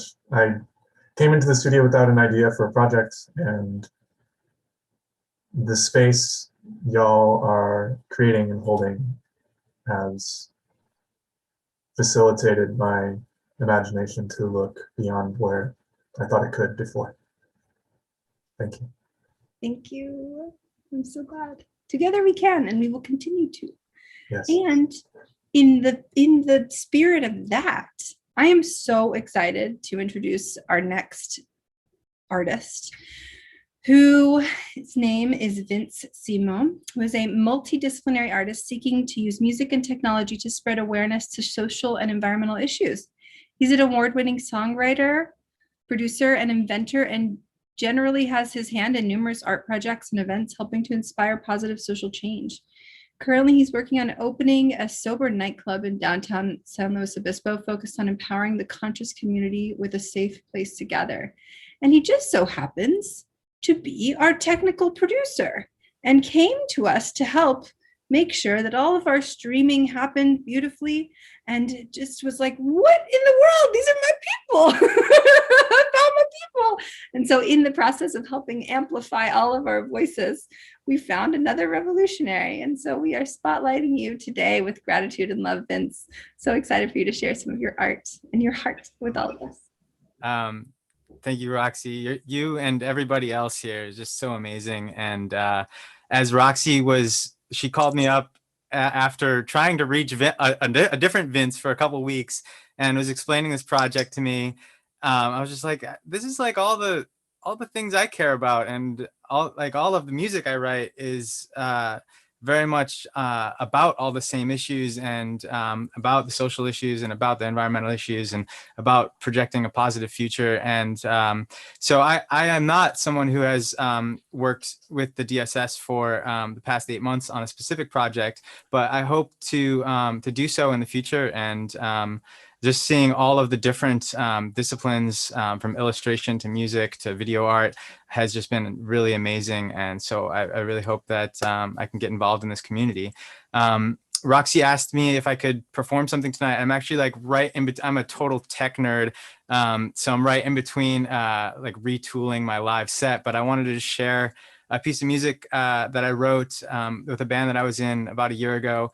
And it was right when the idea of a border wall was front and center in our political regime, and I'm very glad that has shifted. But this was basically a song in response to that, about tearing down walls and basically inspiring equality rather than building up more walls, because that's the last thing we really need to do. So yeah, hopefully you'll enjoy this video, and I get to meet you all again in the future. And I'm just going to turn that on now. Hey, Lucidity. We're mannequins by day. And this song is called Walls.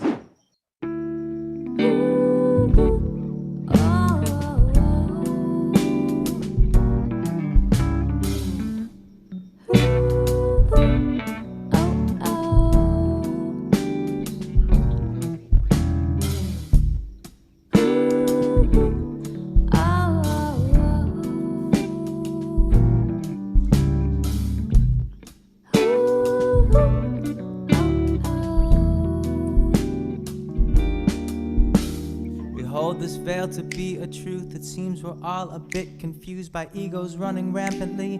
Think less for you means more for me. How quickly we begin to see the flaw in this philosophy. Cut down the forest, all the trees. We leave ourselves no air to breathe. And in the midst of all this greed, the woken set the sleepers free. Collectively and consciously unraveling reality.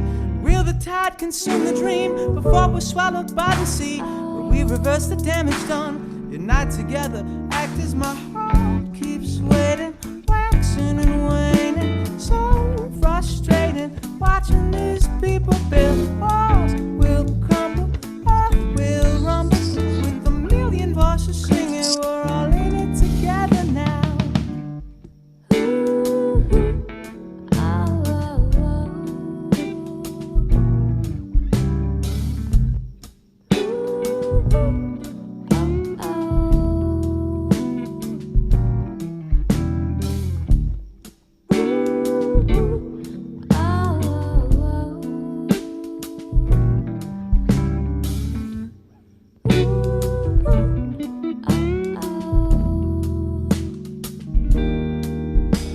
Together broken we conceive a paradigm of unity, tearing at the roots of grief, extract the poison from the seeds, the poison of our old beliefs, power structures, currencies, halt production of the things causing destruction to our dreams. Impossible, no, inevitable. Together we bleed, together we grow. Every action that we take pushes, pulls, manipulates a web of dreamers shifting shapes, hoping to learn from our mistakes. The future that we co-create is just a matter of time.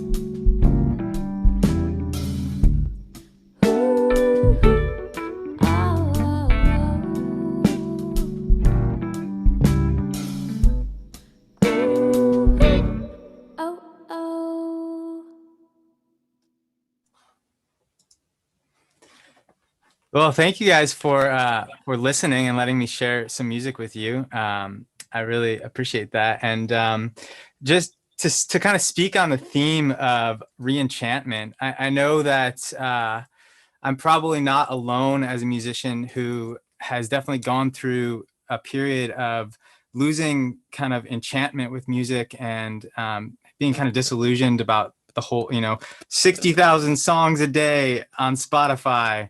And just feeling like, whoa, is what I'm contributing to the world really of any validity, or would my energy be better put somewhere else? But seeing communities like this and being able to share music and just share the spark of an idea has really just kind of helped me find that kind of re-enchantment and that magic, that special essence. And seeing musicians like Jurgis just bring happiness to the rest of the crowd is just, it's a good reminder that there's just so much magic in it. So yeah, thank you guys for helping me to see that even more. And yeah, back to you, Roxy. Thank you again.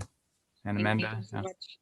Thank you so much, Vince. That was really wonderful to get a peek into your world. And thank you for joining us in this day of re-enchantment. I'm surrounded by birds. Can you hear them? Yeah, it's pretty awesome. Song. Well, thank you so much. That was just fabulous. I'm your great Aunt Belva, and I actually was only a passenger on the ship because instead of taking retirement from teaching bookkeeping in Saginaw, Michigan, I decided to buy a lifetime pass to be on space cruise ship Earth. See, and so I have everything I need. It's better than a retirement home. But the one thing is I have to come up with some ideas, and I've come up with some ideas for what I call braided rugs that are storyteller rugs, and then I also have a way that I'm inventing something called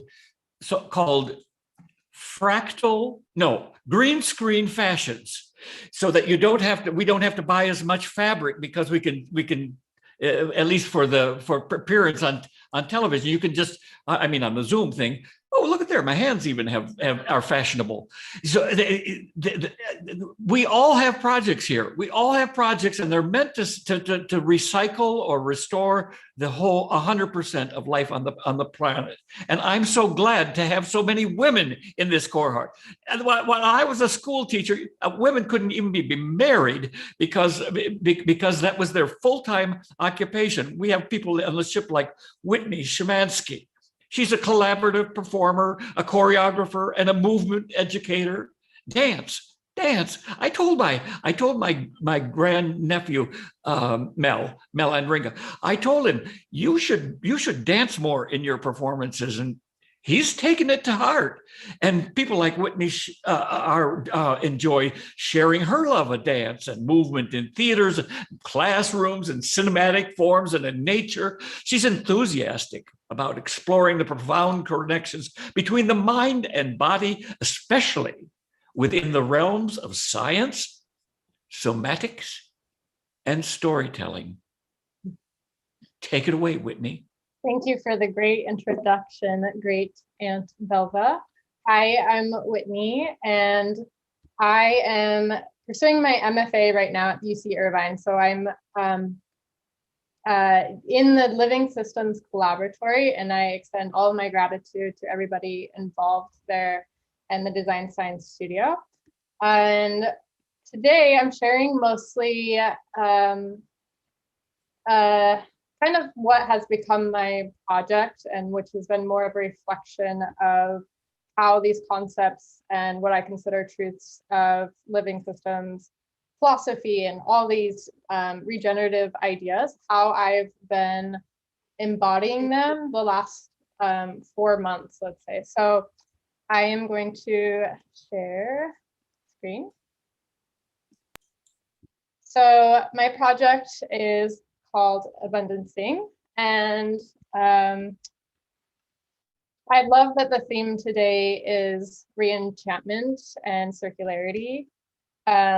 As you know, much of my questions the past 4 months essentially have been, how do we pay reverence to nature, and you know, what are our ways of attuning to nature? So since November, when I first entered the Living Systems Laboratory, I've been doing a lot in nature, dancing, moving, and have been really into photography lately. So I'm just going to share some clips and whatnot. How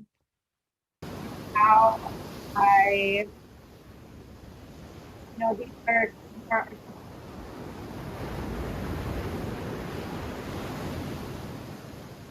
of affected how I approach nature and my environment.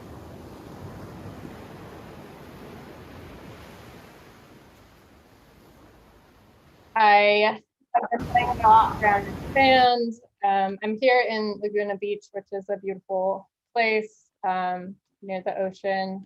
Here's to everyone. So my practice is essentially to be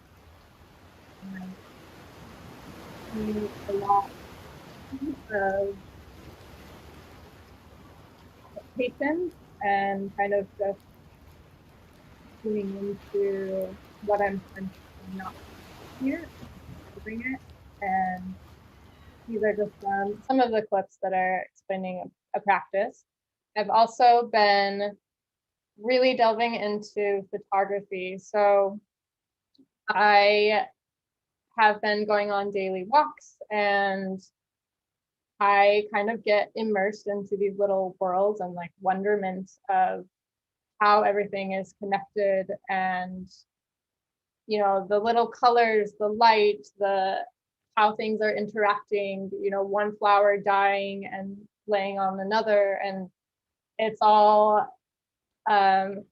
affected me in a lot of ways. One of the questions I have for us today is, you know, as we're envisioning this regenerative future, I really think that the more we can tune into how enchanting our world is right now, here in the now, and how we can encourage people to have this curiosity and wonder about what's in our environment, about, I mean, it goes across all of these different projects, but how having the connection to the amazingness that it lives in now, and how that will make us care about the future.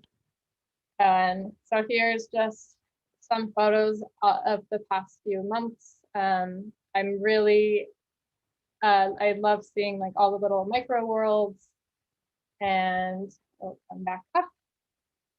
And some of the greatest gifts, I would say, the last few months has been how many people within my practice of connecting to nature and whatnot, how these natural collaborations have revealed themselves. So I'm just going to share a collaboration with a collaborator of mine who is, his name is Matthew Butlick. He's in Rochester, Massachusetts. We have done this live streaming project along with another project where we're taking walks each day, and we do a reflection of that, how we're connecting to our environment and ourselves. And then this is another project I'm going to have to it. He's playing a hang drum, and I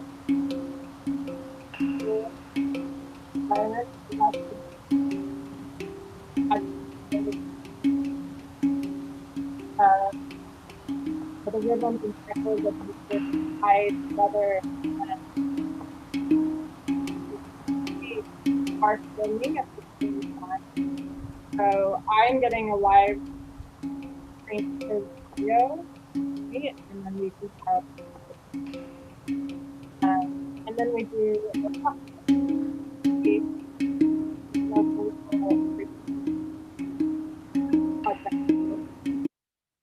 and then this is another project that has begun with one of my best friends who I'm connected to on the daily. And so this is her text and voice along with my movement. If the clouds can shapeshift and keep their impeccable formation, so can I. The way they move across the sky as they are supposed to, it feels relevant to the change I am going through. A body that has the courage to transform, to live in the moment, to appreciate the beauty. Where else could we get such an idea as this? The crows flock together, sometimes in 2, 3, or 4, as they always leave their wings ahead of them, knowing what is coming. The sky opens up for them as it has for you and me time and time again. It opens for us as the sun beats down and loves us with his rays. It is a system of things, not a world to defeat, but to love and play in. It really is supposed to be heaven on earth. So this is just one clip of a start of a longer project. So we hope to do more writing and poetry and continue essentially our conversations that we are having daily about our reconnection to ourselves, nature, and how really in the support of one another, we have really helped each other kind of re-envision of our capabilities, honestly. And it's a really beautiful friendship that I cherish. And I have a question to leave us with. How can we how can we continue to instill and encourage curiosity, wonder, and re-enchantment of our world as it is now, so that we are in tune with the frequencies which we wish to flourish for our future? And I welcome any feedback, whatnot. I'll put the link to the site that I made. It's a work in progress. I made it the last few days, and I'm just grateful to everyone involved, and I look forward to connecting with you. Thank you so much. Well, thank you, Whitney. That was great. That was great. Cinematic. That's an understatement. Wow, that was great. I'm Willem Dafoe. Well, I'm Willem Dafoe, and I had a case of stage fright, so I've been taking a rest cure on the cruise ship Earth, and I thought it was just going to be a relaxing trip, but in fact, I had to get engaged with a project of my own. And so I've invented. I thought first I was going to be a stand-up comedian, and then I thought maybe I'll be a slam poet. But right now, I'm going to be a performance artist, and I'm going to do my own. I read my own poetry. I've invented a kind of poetry. I got a book out of the cruise ship library on fractals, and I'm making a form of fractal poetry, and I'll be delivering that whenever we have those open mics aboard the ship that are so fun. Well, let me just introduce our next guest, another member of the cohort. Here's Amy Merrill. She's the musician. Isn't everybody a musician? Really, isn't everybody a musician? That's what Eurus tells us, and I feel it's sort of true. But Amy's a bona fide musician, designer, and problem solver, operating at the intersection of arts, social change, and tech. Oh, I could use some help with that tech. When she is not leading initiatives for reproductive access campaign Plan C. Oh, that must be another project that she's involved with, or designing websites for conscious clients with her company, Eyes Open. She and her partner are the entertainment directors here on Cruise Ship Earth, delivering hope on a post-apocalyptic cruise ship in their space folk opera, formerly The Alien. Take it away, Amy.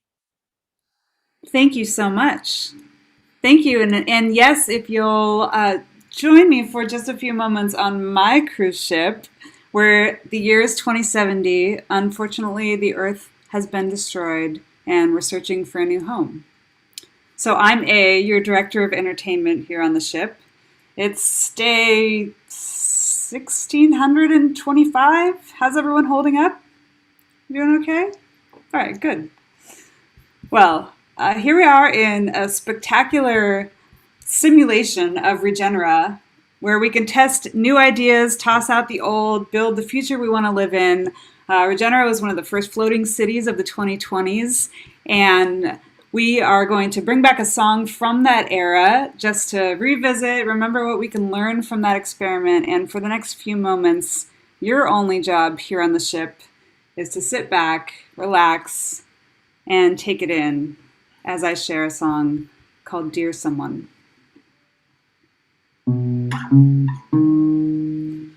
I want to go all over the world and start living free. I know that there's somebody who is waiting for me. I'll build a boat steady and true.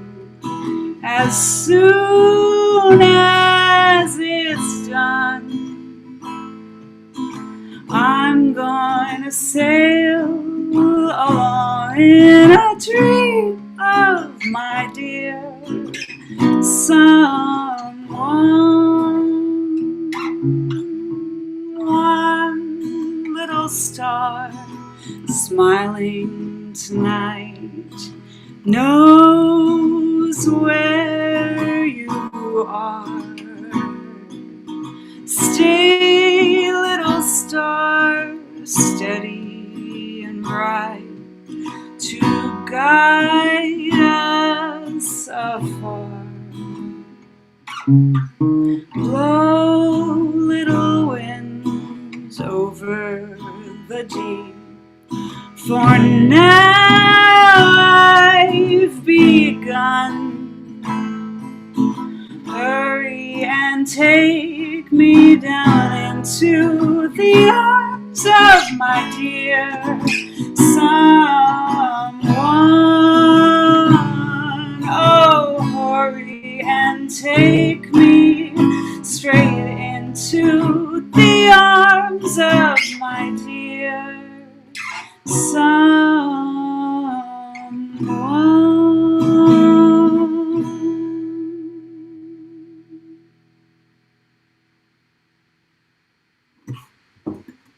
Thank you so much. So beautiful. Yay. Thank you. That was charming. I loved it. I could dance to that. Yeah, I can.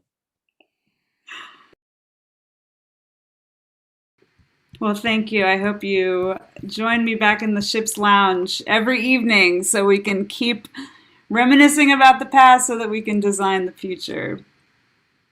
Thank you so much. How do we join you in the ship's lounge, Amy? Is it every evening in presence? It is no. In practical terms, you can come find a new release of a video, a music video in Topia in the Regenaissance Cabaret. That video is streaming all the time, 24/7, just outside the doors of the cabaret. And within that video, you get to experience a little bit of sound meditation and grounding, and then receive a new song transmission. And the video also invites you to join us as a future passenger in future shows by going to formerlyalien.com. It's in Mora too, and it looks so cool in there. Thank you. What's the tuning of your guitar? 432 or 440 so I can tune my flute? I believe it's good old 440. Okay, cool. That makes it easy. Yeah. Thank you. Thanks so much, Amy. This has been just that's great. The only person in my crew that sings is Grant Wood, and he only knows 2 songs. One of them's Yankee Doodle, and the other isn't. He's got a very limited repertoire, so we'll be there at the. I have another person to introduce. Can you believe it? This ship is jam packed right up to the gills, right up to the top of the deck with talent, and some of them are scientists. And I'm introducing Dr. Linda Booth Sweeney. She's a whole systems learning pioneer, an author and founder of Toggle Labs. And through Toggle Labs, she manages this immersive learn and do opportunities for people of all ages to see and understand and work with independent systems. Dr. Linda Booth Sweeney is one of the people on this ship that's just chock full of ideas, and how one idea relates to another. That's systems thinking. Take it away, Dr. Linda Booth Sweeney.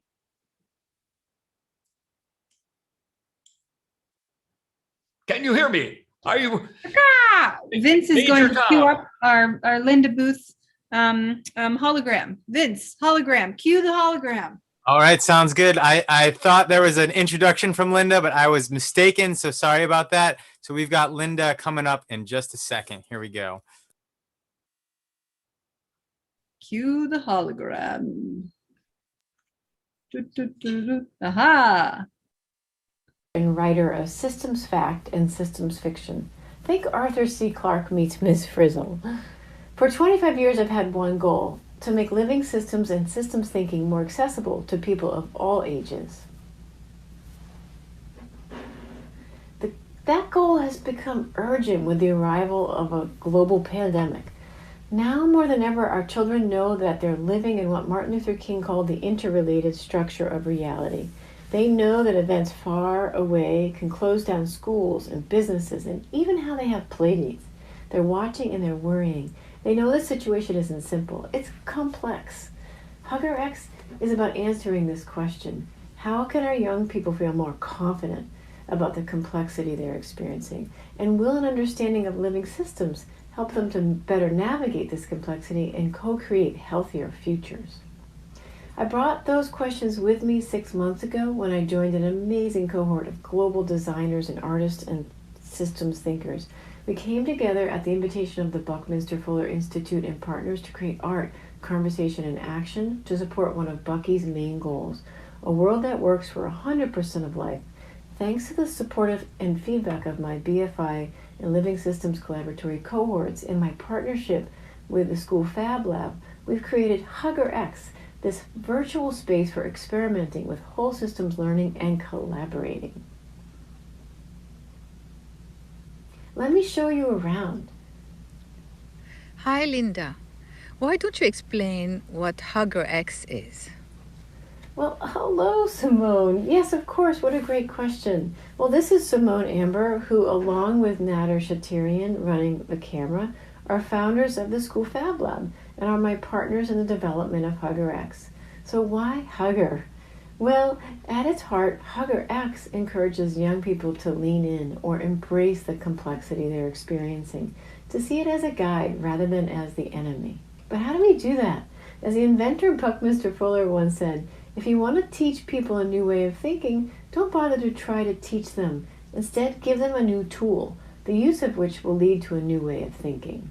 In HuggerX, we're trying out new tools to understand how complex living systems work, to recognize them and work with them in all aspects of our lives. These tools include virtual reality and augmented reality, books and animations, videos, hands-on games, an app, even a graphic novel with a time-traveling cat. But here's the thing. We all live in systems, but we often don't learn about them. We intuitively understand a lot of the principles of living systems, like waste equals food, or the whole is greater than the sum of its parts, another way of saying emergence, but we often are not putting that understanding into action. Let's take feedback loops, one of the principles of living systems. Research, my own and others, shows that people, young and old, find it difficult to trace causality beyond simple one-way connections, and most don't spontaneously close the loop when feedback structures exist. So said simply, we tend to think in straight lines of cause and effect. Problems lead to solutions, when in reality, sometimes the problem leads to a solution that leads to another problem. Think pesticides that kill natural predators and encourage resistant pests, or labor-saving devices that cause us to be more efficient, but we end up with less leisure time. One reason we have trouble is that we don't see systems. If you think about it, have you ever seen a system walking around? There are no lines drawn in a family system, between family members, or on a farm between seeds and water and compost and plants and pests and soil. We have to imagine those connections. Games that help us discover these connections can help us to see systems and are just one way to help develop that more web-like, more reticulate view or habit of mind. For example, using colorful cards and wiki sticks, players use our system's play kit and to explore different systems, to make connections, let's say, between wolves and elk and yellow warblers and beavers and bears and ranchers in a national park. At first, many who play the game, including young and old, show the causal connections, again, as a straight line. But when we're represented in the story, let's say they are told wolf is a predator and that eats elk as the prey, many will say wolf eat elk, end of story. But the good news is, with some prompting, they can close the loop and show that as the elk population goes down, over time the wolf population may decline, leading ultimately to more elk. So here's our question. How can augmented reality and virtual reality scaffold young learners to literally experience these interdependencies so that they're looking for how this is connected to that naturally? What if instead of being on a one-dimensional card, players were standing in the middle of 3D wolves and elk? It's possible. Now, feedback loops are just one principle or behavior, right, of living systems, but they're an important one. When we understand balancing or self-regulating feedback, we stop using our thermostat, for example, like a gas pedal up and down, increasing or decreasing the temperature depending on our moment-to-moment needs. Instead, we let the internal feedback structure in the thermostat do its work, allowing the temperature to self-adjust to the temperature we set. It's a much more cost-effective way to use your thermostat. And indeed, we live on a planet controlled by balancing feedback loops, which is great material for us to bring to life using some of these tools. Here's another tool we're exploring using augmented reality. And whoa, you can see, I got Hercules over here and Pallas behind me. They're all characters in an Aesop's fable called Pallas and Hercules. And it turns out that that's a great story for illustrating another type of feedback loop called reinforcing feedback. So we're taking that story and animating it using augmented reality.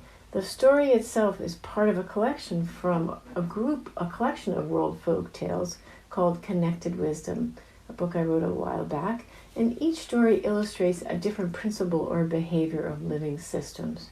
Let me show you a demo of how it would work. So here you have Strife, kind of taking a nap, and this image is actually projected in our backyard, right? And along comes Hercules, who's trying to just get from point A to point B, and there's just something in the middle of the road. And Hercules is a little frustrated, and he's basically saying, wake up, there'll be sound with this demo. So he gives him a little poke, and okay, so he decides he's just going to move Strife off the road, and that should be the end of it. Well, Strife is not so happy with that, so he comes back to his napping place, and of course Hercules really wants to walk down this particular road, so he picks up Strife again and puts him to the side. And by the way, this is exactly what happens in this really great Aesop fable called Pallas and Hercules. So then he comes back, Strife comes back. Now this time Hercules is getting frustrated, so he takes his club, and every time he whacks Strife, you can see what happened. Escalation happens. He gets bigger and bigger. Now we're just switching to another venue so you can see what it's like in a living room. And so and all along the way, kids have the option to intervene in this, but I'll tell you about that. So here comes Pallas, the wise goddess, and she essentially tells him to stop. But so as you can see, players have the option to read the story, or using AR, they can intervene in the escalation. They have a choice of different points. And, the question is, how can you influence escalation? Which is a great question when you're in the middle of an argument, let's say with a sibling or on a playground. So you can learn some of these skills in using the AR. So in this app, they also see how this principle can be connected to real world issues. In this case, the Sustainable Development Goals and Planet Drawdown. So for reinforcing feedback, the now well-known girl effect becomes an example of reinforcing feedback at work in a positive way to achieve SDG number 1, no poverty, or the Planet Drawdown solution number 6, the dynamic that underlies educating girls. So once kids understand reinforcing feedback, they can look for how events build on one another and how a small change can grow into larger and larger consequences. It can be positive effects like compound interest or word of mouth, or it can have negative effects like the spread of a rumor, escalating violence, or the spread of a disease. When you understand reinforcing feedback, you understand how individual actions can combine to have either positive or devastating impact on the whole. Now, I've given you a lot of information, I know. And if you're just trying to remember, what is Hugger X again? Just simply remember this. What the Magic School Bus did to introduce science concepts to a generation of children and their parents, we hope Hugger X will do the same for living systems. As young people master the complex challenges in Hugger X universe, we hope they'll begin to feel a greater sense of calm and agency in the face of complexity and see themselves as creative problem solvers. We hope young people who use Hugger X will tell us, like the many people I work with, from Fortune 500 leaders to engineering students to homeschooling parents and their children, that the more they learn about systems, the more empathy they have, and the less likely they are to polarize and demonize another. As they grow, they'll be the ones to help others to step back and see the big picture. They won't stand for silos, but they'll reach out over those silos because they know better. They'll look to multi-solve to create cascading co-benefits in the social and economic and ecological systems they encounter. And ultimately, we hope these same young people will be the ones making policies in their own communities, in state houses and national assemblies, and maybe in some very famous White House someday. So if you're interested, please join us via the HuggerX Google group listed on our website. We'll be sharing our work as we go along and are looking for partners, to partner with others, especially who are raising the bar. Educators, indigenous leaders, parents, designers, philanthropists, those who are, respect and want to foster young people's innate understanding of living systems. So thank you for listening, and here's to our youth and to a brighter future ahead.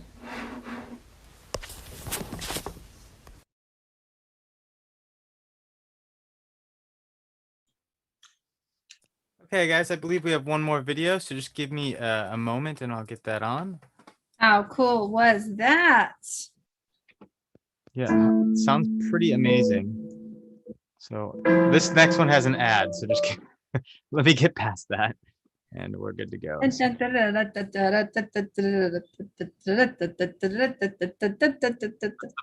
music. Hey, by the way, after this, we're going to go to Topia and we're going to have fun. Also, if you're feeling like skipping Topia, there's a dance party because it's Friday night. Yeah, we have a lot of music for the next 3 days. If you didn't feel the music vibes, start feeling them. Is tomorrow Rising Appalachia or David Block? I can't remember. Anyways, one of the two is happening tomorrow. Tomorrow's Leah song, Sunday. David Block. Amazing. And tomorrow night, David Satori, I'm pretty sure. I know that guy. He's a good guy. Good guy. Good guy, lots of fun. Okay, right. Here we go. Without further ado.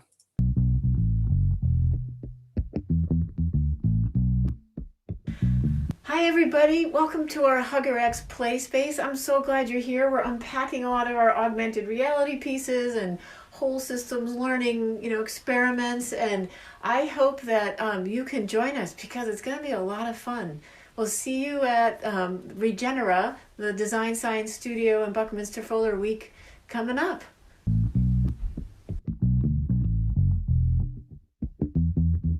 That was great. Just double tap on the go. Oh, Amanda, we have the same background right now.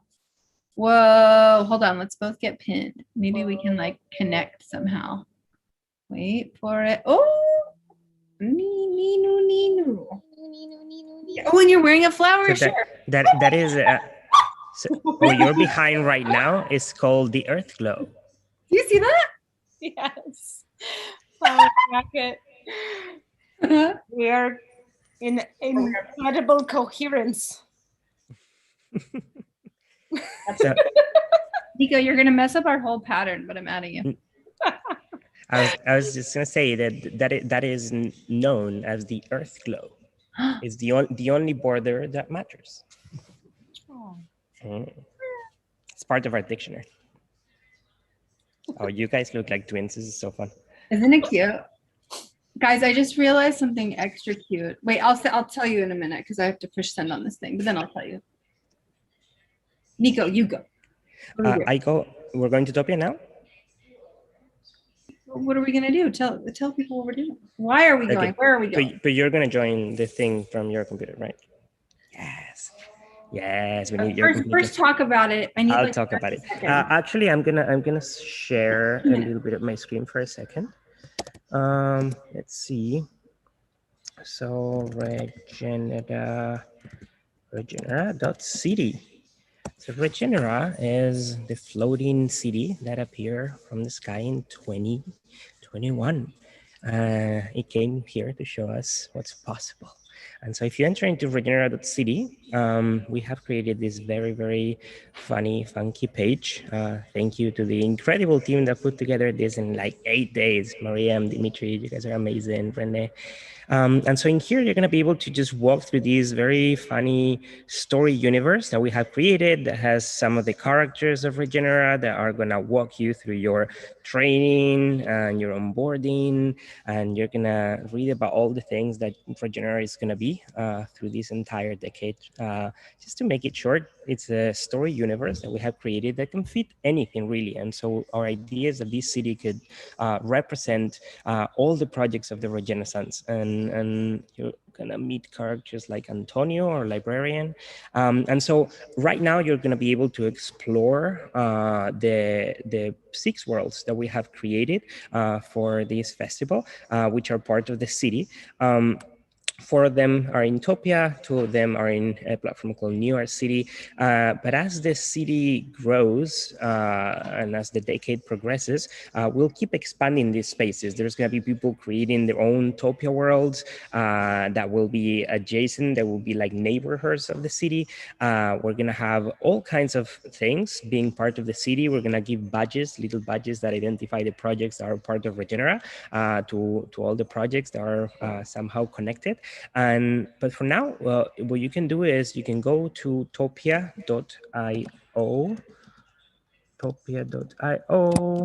Regenera deck. And I'm not sure my computer will help, but let's try. Recommendation, oh, not Topia. Recommendation is that you close every other program because it consumes quite a bit resources, and also enter through Google Chrome if you can. Other browsers are not so supported and might get in trouble. But once you get in here, let's let it load. Roxy, do you have it in your computer just in case? Yeah, I can. Yes. And the vision train is going by once again. All right. So this is Topia. I recommend, there are many elements, so I recommend just letting it load for 3 or 4 minutes. Just let it open, let it load, and then you can come back. And once you're there, and once everything is loaded, you can move around by just clicking in places, or you can move around with the arrows of your computer. And what you will see is this little guy over here, that's your topi. And that's going to be your avatar to walk around this world. You can explore around. You'll see that everything feels very physical. To be honest, like it's been the experience that felt more like a real event, like a real life event that I've had in these worlds. It's super fun to come together. I recommend getting on with your friends at this specific time and just roaming around. Hey, Roxy's chasing me. Hi, come over. And yeah, and just, doing this thing, just chasing each other, playing hide and seek. It becomes really, really fun, really quick, and you start running into people. Oh, wait, let's meet ourselves, otherwise it'll get messy. And then you can get into buildings. Yeah, that's it. Come here. And then if you click in each one of these big buildings here, that's why this is the launch pad. Let's go a little bit over there. If you click in each one of these worlds, you'll be able to travel to the other 4. So there are 4 worlds: Natura, Baki's Lab, Yagoda. We have the Art District and the Village, which is, each one of them are a theme and are different. Let's transport ourselves to one of the other ones. You click in here and you'll say travel.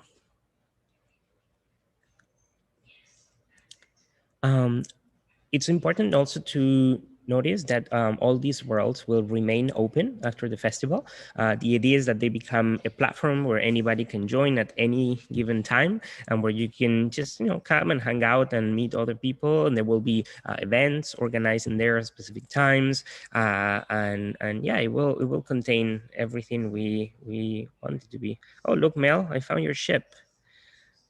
This is your shipwreck. And we can zoom out for a second to see a little bit more of the world. There you go. And we can go down. Oh, it's loading, still loading, still loading. Takes a minute. Let's see. I got it up. I'm chasing you around if you want me to. Come. Let's go to the train. Well, okay. I haven't loaded in my screen yet, but it's on my screen. Oh, then you share. Do you want me to? Yeah. But you should keep narrating because you're better narrator. Okay, but where'd Nico go? All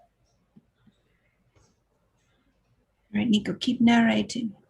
Keep narrating. So that we have down there is the vision train that you can join 24/7. Really amazing. And this was drawn by Amanda Sage, who runs the vision train, and then our dear Harris over here made all these crazy colors and modifications and turned it into the most fantastic train ever created. It's a dragon. If you buy a ticket, the trip through the interdimensional portals is free. It can transform you, you can disintegrate your matter, but it will still be free, don't worry. Ooh.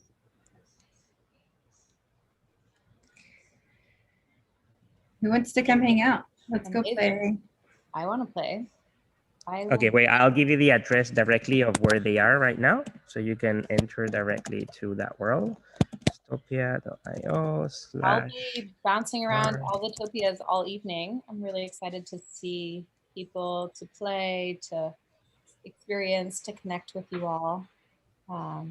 There's also an ecstatic dance tomorrow morning on the Vision Train with Becca Dakini. It's actually in here. It's on Axolotl. That's our stage. It's in here. Here's here. This is the Axolotl stage. Don't you know this, Amanda? Yeah, take them there. We are not at the stage. Go to the stage. Oh, we have a stage in here? Oh, of course. To your right. Oh, right. We're in the we're in the art district. Of course. I just didn't know where I was for a minute. But yes, there's a dance party happening right now. And a lot of dance parties happening on the train. Just so happens. This place is gonna be bumping. DJ Roxy in the house. What?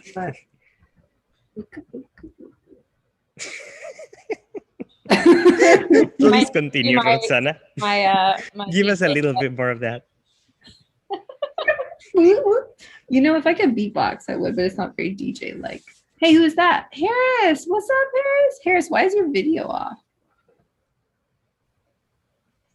My DJ name is DJ Gaia's Sock Puppet. Because I think that's what each one of us are. Just a sock puppet for Gaia to manipulate and continue to blossom and become. I found a friend. Oh, hi, Andy. Hi, Andy.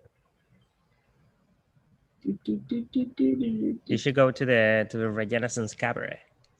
But Nico, how come I can't make him dance ever? It never works for me. Because you're under. Oh, there you go. No. He only wants to dance for me sometimes, but it's really cute. Behind the screen. Oh, look at all the friends. Amy, what's up? Should we go that way or that way? Go to the Regenaissance cabaret. It's north, look, Harris northeast. Is dancing. Wait, see, look at that dance moves. Oh.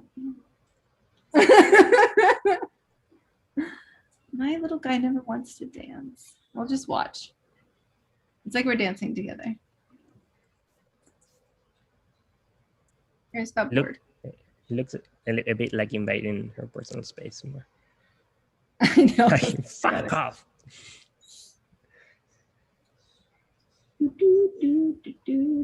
Hey, wait, let's wait for Andy. Come on, Andy. Oh, this is like Burning Man. If you wait for people, it never ends. You know, the fuzz here. Yeah, but Nico, what's the rush? Oh, totally. I've spent more time waiting for people at Burning Man than I've spent it doing anything else. This is a true story. but the feeling, like the proud feeling at sunrise when the whole group is still together, that's priceless. Nico, the fuzz here. I'm gonna turn off my screen. I'll go. Oh, you're gonna go? Oh, okay, great. I'll go. Okay, Don't thanks, worry. thanks. Love you. Sorry, y'all. Gotta eat. Weird thing. Okay. All right. I think with that, what do you think, Amanda? Shall we transition to the world of wonder over here in IRL? And Shall we say move thank you? over to Topia? Yeah. Yeah. I'm over there. Where are you? I didn't see you. I Oh my God, look at all these dancing people. This is so cute. Yes. Let's bring everyone over to Topia. Come over to Topia. And if you're out there in live stream land, come in to the belly of our little house and play with us. And let's explore all the art. Look, we're right next to this wonderful film screening for the planet. Films for the planet. You can literally go and watch all. Can you spell out the Topia link? The one we're in right now. Roxy, so in case people are watching, they can find us. Yes, the one we're in right now is topia.io/art or /art-district. Cool. But to go to everything, go to bit.ly/regenerarising. You can also go to just regenerative.art. The password is trimtab. But also just register, otherwise we can't send you emails and stuff, which we want to because there's a lot of cool stuff happening and we want you to come. Okay, with that, we should close the live stream. All right. Play. Moving over in Topia, please join us. Love you.